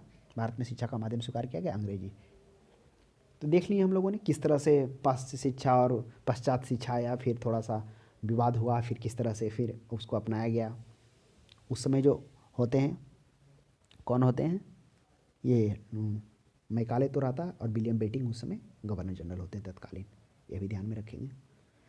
नेक्स्ट देखिए, भारत शिक्षा का मैग्ना कार्टा अधिकार पत्र कहा गया। देखिए भारत शिक्षा का मैग्ना कार्टा किसे कहा गया, तो वह वुड्स डिस्पैच को कहा गया। अब आपके माइंड में उठ रहा हो कि ये वुड डिस्पैच क्या है, अब इसकी भी चर्चा हम लोग ध्यान से अच्छे से कर लेते हैं कि वुड डिस्पैच क्या है। अब देखिए जो आधुनिक शिक्षा का मैग्ना कार्टा है उसे वुड डिस्पैच को कहा जाता है। वुड डिस्पैच क्या है, वुड डिस्पैच तो है अब जो इससे पहले जो मैकाले रिपोर्ट आया था, वह मैकाले रिपोर्ट बात क्या करता था, वह पाश्चात्य शिक्षा का बात किया, जिसमें हम लोग देखे थे पश्चिमी विज्ञान साहित्य को क्या होना चाहिए, साथ में जो अध्यापन अंग्रेजी में होना चाहिए। लेकिन जो वुड डिस्पैच है यह प्राथमिक शिक्षा तथा माध्यमिक शिक्षा और उच्च शिक्षा की बात करती है। यह बताता है कि माध्यमिक शिक्षा क्या होना चाहिए कि लोकल लैंग्वेज में होना चाहिए, तथा माध्यमिक शिक्षा जो है वह किस में होना चाहिए, वह अंग्रेजी और देसी भाषा में लोकल लैंग्वेज में होना चाहिए, और तीसरा उच्च शिक्षा जो होना चाहिए अंग्रेजी में होना चाहिए।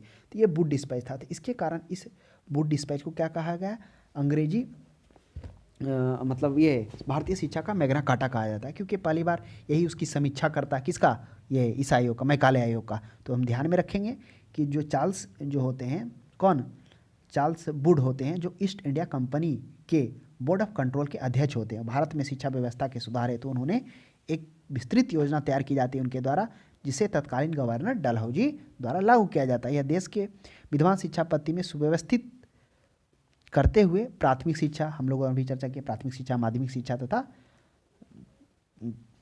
उच्च शिक्षा, जिसमें हम लोग को देखें प्राथमिक शिक्षा क्या होना चाहिए, वह होना चाहिए क्षेत्रीय लैंग्वेज में, क्षेत्रीय भाषा में। माध्यमिक शिक्षा क्षेत्रीय भाषा तथा अंग्रेजी में होना चाहिए। और जो उच्च शिक्षा है वह क्या होना चाहिए, अंग्रेजी में होना चाहिए। लेकिन तो इस प्रश्न का तो सही डिस हो जाएगा आधुनिक शिक्षा का Magna carta Wood dispatch. Hunter आयोग क्या है, तो हंटर आयोग क्या है, यह मुख्यतः ये जो हो जैसे वुड डिस्पैच तो प्राथमिक शिक्षा माध्यमिक ये प्राथमिक शिक्षा, माध्यमिक शिक्षा, उच्च शिक्षा की बात करती है, लेकिन यह जो मुख्य फोकस करता है उच्च शिक्षा को लेकर, माध्यमिक शिक्षा प्राथमिक शिक्षा पर यह उतना जोड़ नहीं डालता था। यही हंटर आयोग है, जो हंटर आयोग 1882 ईस्वी में था। यह हंटर आयोग के द्वारा माध्यमिक शिक्षा और प्राथमिक शिक्षा पर विशेष बल दिया जाता है, जिसमें माध्यमिक शिक्षा में लोकल लैंग्वेज यानी कि क्षेत्रीय भाषा में होना चाहिए, और माध्यमिक शिक्षा अंग्रेजी और क्षेत्रीय भाषा दोनों होना चाहिए इस पर। और रिले आयोग क्या था, रिले आयोग देखिए, रिले आयोग मुख्य रूप से था, यह विश्वविद्यालय है ना, विश्वविद्यालय के उसके जो मानक दंड है उसको पूरा करने के लिए यह बनाया गया था कि मानक कौन कौन उस शिक्षा के मानकों को पूरा नहीं कर रहा है, तो ये विश्वविद्यालय क्या था। सैडलर आयोग क्या था, सैडलर आयोग मुख्य रूप से जो कलकत्ता विश्वविद्यालय है उसकी समीक्षा के लिए इसको बनाया गया था, लेकिन वह जब प्रतिवेदन सौंपा तो उसे पूरे विश्वविद्यालय में लागू कर दिया गया था। नेक्स्ट देखिए 44 में, किसने 1911 में प्राथमिक शिक्षा को निःशुल्क एवं अनिवार्य बनाने वाला विधेयक इंपीरियल लेजिस्लेटिव काउंसिल में प्रस्तुत किया, जिसे प्राथमिक शिक्षा का मैग्ना कार्टा कहा जाता है। यह भी काफ़ी अच्छा प्रश्न है। करा 1911 में प्राथमिक शिक्षा को निःशुल्क एवं अनिवार्य बनाने वाला विधेयक इंपीरियल लेजिस्लेटिव। आपको मालूम होगा जब आगे हम लोग इसकी चर्चा करेंगे कि क्या होता है कि ब्रिटिशर्स के समय में जब क्या हो जाता है, दो एक काउंसिल ऑफ स्टेट और legislative council, council of state जो उच्च सदन, और legislative council central legislative council निम्न सदन होता था, जिसमें भारतीयों को चुनने का अधिकार मिला है, भारतीय चुनकर। उसी में से जो थे 1910 ईस्वी में क्या होते हैं, वह जो होते हैं गोपाल कृष्ण गोखले कांग्रेस का अध्यक्ष होते हैं, और उसमें ये बात उठाते हैं किसको लेकर, ये निःशुल्क शिक्षा और अनिवार्य शिक्षा की बात। फिर वह इंपीरियल लेजिस्लेटिव काउंसिल में 1911 ईस्वी में वह उसके जब होते हैं सदस्य होते हैं तो उसको पेश करते हैं उसमें प्राइवेट रूप से, प्राइवेट क्योंकि प्राइवेट ये थे विधेयक पेश करना होता था, तो प्राइवेट विधेयक पेश करते हैं, लेकिन इसको मना कर देता है स्वीकार करने के लिए कौन, उस समय जो ब्रिटिश गवर्नर होते हैं, जो उसके हेड होते हैं, वह मना कर देते हैं इसको। हालांकि कुछ मतलब उसको मना करके क्या कर दिया जाता है, कुछ तत्काल अलग मदद कर दिया जाता है। लेकिन आपको बता दें कि जिस समय ये पेश किया गया था ना लेजिस्लेटिव असेंबली काउंसिल 1911 में, उस समय ब्रिटेन में ऑलरेडी जो था वहाँ पर निःशुल्क व्यवस्था एवं अनिवार्य शिक्षा का अधिकार प्राप्त हो गया था। तो इसलिए इन बातों को रखकर इसमें ध्यान दिया गया था, कौन, प्राथमिक शिक्षा। उस समय इंग्लैंड में था लागू, लेकिन यहाँ नहीं हो गया था, इसलिए गोपाल कृष्ण गोखले हो जाएगा इस प्रश्न का सही जवाब। नेक्स्ट 45 में देखिए, 45 में कह रहा है कि शिक्षा से संबंधित आयोग समिति के पहचान करें। अब पहचान करिए, हार्टेक समिति, चलिए हार्टेक समिति और सर्जेंट समिति दो की चर्चा हम लोग कर लेते हैं। हार्टेक समिति क्या था, हार्टेक समिति का जो गठन है विभिन्न स्तरों तथा कॉलेजों पर शिक्षा के मानकों का पालन न करने के कारण किया गया था, कि कौन कौन सा स्कूल कॉलेज है जो शिक्षा के जो मानक तय किया गया उसको नहीं पालन कर रहा, उसके लिए हार्टेक आयोग का किया गया था। और साथ में ये भी इसको बोला गया था कि इसके जो कार्य शिक्षा के हैं उसके विकास का रिपोर्ट भी तैयार करें। और जो सर्जेंट था वो 1944 ईस्वी में लागू किया गया था। एक है जो सर्जेंट योजना था, इसको मुख्य रूप से जो है शैक्षिक सलाहकार जो थे उसके कौन थे, सर जॉन सर्जेंट थे, इसलिए इसको सर्जेंट आयोग कहा गया। इसका निर्माण जो किया गया था 1944 में किया गया था। यह किस लिए किया जाता है, यह मुख्य रूप से सेंट्रल एडवाइजरी बोर्ड होता है उसी में education, central board of education ने किया था इसका निर्माण। इसका मुख्य सुझाव था, इसमें जो ये सर्जेंट आयोग जो सुझाव दिया था, ये 3 से 6 वर्ष के लिए निःशुल्क शिक्षा की बात किए थे, फिर 6 से 11 वर्षों के लिए भी इन्होंने आयु तक के निःशुल्क एवं सार्वभौमिक तथा अनिवार्य शिक्षा की बात किए थे, तथा 11 से 17 आयु के लिए हाई स्कूल की शिक्षा की बात किए थे। तो ये 2 था। तो देख लीजिए एक के बाद 4 कौन है, तो सभी शिक्षा से ही संबंधित था। लिंडसे आयोग, स्प्रू समिति, ये 2 की चर्चा हम लोग आगे देखेंगे, तो प्रश्न नंबर 4 हो जाएगा। नेक्स्ट देखिए 46 में, किस सिद्धांत का अर्थ है शिक्षा समाज के उच्च वर्ग को दी जाए और वह वर्ग छन छन कर शिक्षा का प्रभाव जनसाधारण तक पहुंचे। ये किसका था, ये था मैकाले का डाउनवर्ड फिल्ट्रेशन थ्योरी, जिसमें हम लोगों ने अधोमुखी निस्पंदन सिद्धांत, इसमें हम लोग देखें कि वह उसके माध्यम से उसका कहना था कि भारत के कुछ उच्च और मध्यम वर्ग को क्या करना, शिक्षित करना, ताकि वो क्या हो सके, देखने में रंग रूप से, रंग और खून से भारतीय हों, लेकिन बुद्धिमत्ता से वह ब्रिटिशर्स हों, ताकि वो क्या कर सके, शासन और लोगों के बीच के एक कड़ी को जोड़ सके। तो मेन वही था डाउनवर्ड फिल्ट्रेशन करने का, वही है कि अगर उच्च वर्गों को दिया जाए तो छन छन के निम्न वर्गों तक पहुंचेगा, तो ये डाउनवर्ड फिल्ट्रेशन मैकाले के द्वारा वही दिया गया था, मैकाले। नेक्स्ट देखिए 47 में, भारत में आधुनिक शिक्षा का जन्मदाता किसे कहा जाता है। देखिए इस प्रश्न का जो जवाब है चार्ल्स ग्रांट है, मार्सन है, विलियम जोन्स, जॉन मार्शल। आप याद करिए हम लोग ने अभी चर्चा किया था कि जब क्या होती है, बात होती है कि 1813 ईस्वी में जब क्या होता है, शिक्षा पर 1 लाख व्यय करने की बात आती है, तब कंपनी के प्रशासन के बीचों में इस बात पर डिस्कस होता है, यानी कि लंबा वाद विवाद होता है। उस वाद विवाद में 2 गुट का निर्माण हो जाता है। एक पाश्चात्य शिक्षा को सपोर्ट करता है, पाश्चात्य शिक्षा जो पारंपरिक शिक्षा पर आधारित होता है उस शिक्षा और ज्ञान की बात करता है, और जो पाश्चात्य शिक्षा है यानी एंग्लिस्टिक पाश्चात्यवादी शिक्षा जो क्या है, जो मतलब कहिए कि व्यवहारिक और उपयोगी होनी चाहिए और इंग्लिश में होना चाहिए, वो पश्चात शिक्षा को सपोर्ट करता है। तो उसी में से जो पश्चात शिक्षा में जो सपोर्ट करने वाले लोगों में से थे, उसमें से कौन कौन थे, जिसमें मैकाले देखें, जेम्स मिल देखें, चार्ल्स ग्रांट देखें, विलियम लिम्बर्ग देखें, उसी में से चार्ल्स ग्रांट होता है। तो वह चार्ल्स ग्रांट जो है वह अंग्रेजी का रूप मतलब वह प्रतिरूप तैयार कर कर कौन देता है, चार्ल्स ग्रांट ही देता है। तो आप ध्यान में रखेंगे कि चार्ल्स ग्रांट क्या हो जाएगा, इसलिए इन्हें आधुनिक शिक्षा का जन्मदाता भी कहा जाता है। हाँ, आधुनिक शिक्षा का जो नींव है वह मैकाले के द्वारा 1835 में दिया गया, लेकिन जन्मदाता इसलिए कहा जाता है क्योंकि जब वो प्रशासन में जब 2 पक्ष निर्माण हुआ था, तो उस पक्ष में जो पाश्चात्य शिक्षा को सपोर्ट कर रहा था, जिसको बाद में 1835 अधिनियम लागू भी कर देता है पाश्चात्य शिक्षा को, तो जो उसका रूपरेखा जो खड़ा है, जो तैयार करके देने में था, वह चार्ल्स ग्रांट का उस सदस्य में से एक अहम योगदान था। तो इसलिए चार्ल्स ग्रांट हो जाएगा। नेक्स्ट देखिए 48 में, हिंदू कॉलेज कलकत्ता 1817 जो पाश्चात्य शिक्षा पद्धति पर उच्च शिक्षा देने का प्रथम कॉलेज था, जिसका धार्मिक शिक्षा से कोई संबंध नहीं था, उसकी स्थापना किसने किए थे, बिल्कुल हिंदू कॉलेज कोलकाता, जो डेविड हेयर और राजा राम मोहन राय भी थे, ये भी थे। अगर राजा राम मोहन राय रहता तो वो भी होता। तो ध्यान में रखिएगा कि ये प्रथम कॉलेज कौन थे, वह थे राजा ये हिंदू कॉलेज, जिसमें क्या था, देखिए यहाँ पर लिखा है पश्चात शिक्षा पर उच्च शिक्षा पर देने को प्रथम कॉलेज। अब फिर कड़ी वो जोड़िए, अभी हम लोगों ने देखा क्या देखा कि 1813 में क्या हो गया था, शिक्षा पर व्यय करने की बात हो गई थी, प्रतिवर्ष 1 लाख रुपये व्यय किया जाएगा, यह अधिनियम। उसके बाद क्या हो गया, कंपनी के प्रशासन में इस बात का लंबा वाद विवाद हुआ, जिसमें 2 पक्ष का निर्माण हो गया, एक पाश्चात्य शिक्षा को सपोर्ट किया, दूसरा पश्चात शिक्षा को, और अंततः जो पश्चात शिक्षा को सपोर्ट किए वही मैं क्या कहता है 1835 के अधिनियम के तहत उसको लागू कर दिया। पश्चात शिक्षा में बात की जाती है, किसकी बात होती है उसमें, पश्चिमी विज्ञान की, जिसमें विज्ञान से भी हो, नहीं इसका जो अर्थ होता है पश्चात शिक्षा में ही कहा जाता है कि जो व्यवहारिक और उपयोगी है वही शिक्षा होना चाहिए, साथ में वो अंग्रेजी में होना चाहिए, यही बात होती है। तो उसका उसका ये पश्चात शिक्षा लागू हो जाता है, और उसके बाद क्या हो जाता है, पश्चात शिक्षा के लागू होने के बाद जो प्रथम उच्च शिक्षा देने वाला कॉलेज बनाया जाता है वह कलकत्ता में ही बनाया जाता है 1817 ईस्वी में। सोचिए 13 में हुआ प्रावधान, फिर ये सब हुआ 13 के बाद, क्योंकि 13 में ही ना सबसे पहले देने की बात उठी। उसके बाद क्या होता है, उसके बाद 1817 में हिंदू कॉलेज स्थापना होती है।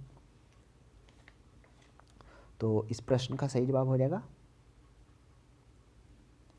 डेविड हियर हो जाएगा, क्योंकि राजा राम मोहन राय नहीं। नेक्स्ट देखिए 40 में, भारतीय दस्तकारी उद्योग के पतन का कारण क्या है। दस्तकारी का मतलब होता है जो हाथ से जो बनाया गया है उसी को बोलते हैं दस्तकारी, यानी कि हाथ की जो कारीगरी होती है, यानी हाथ से बनी कोई कलापूर्ण कृति, चाहे कुछ भी हो, चाहे वो चाठी क्यों ना हो, कुछ भी हो, मूर्ति हो, उस सभी दस्तकारी में आ जाते हैं। तो आप देखेंगे कि अगर इसके पतन में जो है ब्रिटेन का औद्योगिक है क्रांति, वो काफ़ी अहम भूमिका रहा है। आप अगर कभी मौका मिले तो पढ़िएगा, अगर एनसीईआरटी आप पढ़ेंगे तो उसमें बहुत सारा मतलब जो दस्तकारी का जो बताया गया है ना, आपको रोंगटा खड़ा हो जाएगा पढ़ने से, किस तरह से भारत की दयनीय स्थिति हो गई थी। उसमें एक महिला का जो वो पत्र लिख कर देती है, जिसको बोलती है कि इसका प्रकाशन किया जाए, वो एक विधवा महिला होती है जिसकी 22 वर्ष की अवस्था में ही उसके पति का देहांत हो जाता है, फिर उसके 3 बच्चियाँ रहती है, फिर वो किस तरह से वो चरखा काट कर बुनती है, फिर बुनकर उसके यहाँ आते हैं, वो ले जाते हैं। पहले तो मतलब कुछ कम रेट पर थे, जिससे उसका जीवन यापन चल रहा था। पहली बेटी को वो शादी भी करती, इस तरह द्वितीय तृतीय को भी करती, लेकिन धीरे धीरे समय बीतता जाता है। लास्ट में जब उसकी माँ और सासू माँ होती है, उस समय स्थिति इतनी ख़राब हो जाती है कि बुनकर उसके यहाँ से जो होते थे सूत या धागा, वो लेने नहीं आता था। कारण ये पूछा गया था कि, तो बोला गया था कि अब सभी लोग उसको पसंद करते हैं जो ब्रिटेन से बनकर आ रहा है, तो वो काफ़ी सस्ता भी था और वो उसको पसंद भी लोग कर रहे थे। तो इस वजह से उसका मतलब काफ़ी उस समय भुखमरी का भी सामना करना पड़ा बहुत परिवारों को। तो एनसीईआरटी में पूरा डिटेल से है, तो ये हम आपको एक उसका बताएं कि क्या स्थिति था वहाँ का। तो आप देखिए इसका प्रश्न का क्या जवाब हो जाएगा, अंग्रेजों का भारतीय बुनकरों के तैयार माल के कम से कम मूल्य पर लेना। यह भी सही कारण है कि कम से कम मूल्य पर लेना स्टार्ट कर दिया था। जब उसका उससे कम ब्रिटेन वाला आके बिक रहा था तो स्वाभाविक सी बात है लोग उसकी ओर दौड़े। अंग्रेजों द्वारा कच्चे माल पर नियंत्रण, अंग्रेजों द्वारा कच्चे माल पर नियंत्रण कर लिया गया था। किस तरह से आप देखेंगे कि जब एक आधिकार व्यापार खोला तो क्या हो गया, वह वहाँ से बनी वस्तुओं के लिए यह खपत करने वाला यह व्यापार हो गया और निर्यातक का एक प्रमुख बाजार हो गया भारत। इंग्लैंड में आयातित की जाने वाली वस्तुओं पर भारी आयात करना, यह भी क्या हो गया कि जो इंग्लैंड से में आयात की जाने वाली वस्तुओं पर भारी आयात कर लगा दिया गया, कि जो इंग्लैंड वस्तु को मंगाता था उस पर ज़्यादा आयात मंगा दिया, इसलिए मंगाना ही बंद हो गया। तो ये भी उपरिक्त सभी कारण था। नेक्स्ट 50 में देखिएगा, भारत में अनौद्योगिकीकरण या प्राक औद्योगिकीकरण डी इंडस्ट्रियलाइजेशन की अवधि क्या है। सोचिए जिस समय क्या था, ब्रिटेन में औद्योगिकीकरण हो रहा था। बताइए औद्योगिकीकरण कब हो रहा था, हुआ था 1813 से 1857, यानी वही 60 आप कहिए। उस बीच में भारत में औद्योगिक क्रांति आया, क्योंकि आप देखें कि उस समय क्या हो गया, बहुत बड़े बड़े स्तूप आए। 1813 ईस्वी में व्यापारिक एकाधिकार को हटाया गया। जैसे ही व्यापारिक एकाधिकार हटा तो वहाँ के आम व्यापारिक बड़े बड़े लोग भारत में आ गए, उस वस्तु को बेचने लगे। यानी एक तरह से वहाँ पर उत्पादित वस्तुओं का खपत करने का एक मार्केट मिल गया। वहाँ पर जो उद्योग धंधे बंद थे वो फिर से चालू हो गए, लेकिन भारत में जो थे वो ठप हो गए। क्यों हो गए ठप, क्योंकि यहाँ पर ध्यान नहीं दिया गया। और जब वहाँ से वस्तुएं आने लगी तब वहाँ लोग सस्ते भी थे यहाँ के मुकाबले में, तो जिसके कारण वह लोग उसकी ओर दौड़ना स्टार्ट कर दिए, वो लेना स्टार्ट कर दिए। तो यह क्या हो गया, यहाँ पर जो उद्योग थे वो नष्ट हो गए धीरे धीरे, क्योंकि स्थिति ही खराब हो गई, उसमें लगाया ही नहीं गया इन्वेस्टमेंट। तो इस प्रश्न का सही जवाब हो जाएगा वही 1800 से 1850 ईस्वी, अनौद्योगिकरण डी इंडस्ट्रियलाइजेशन, और वहाँ ब्रिटेन में औद्योगिकरण हुआ। तो आज के लिए इतना ही। आपको यह क्लास कैसा लगा कमेंट बॉक्स में ज़रूर बताएं। तब तक को हमारे क्लास को देखने के लिए धन्यवाद।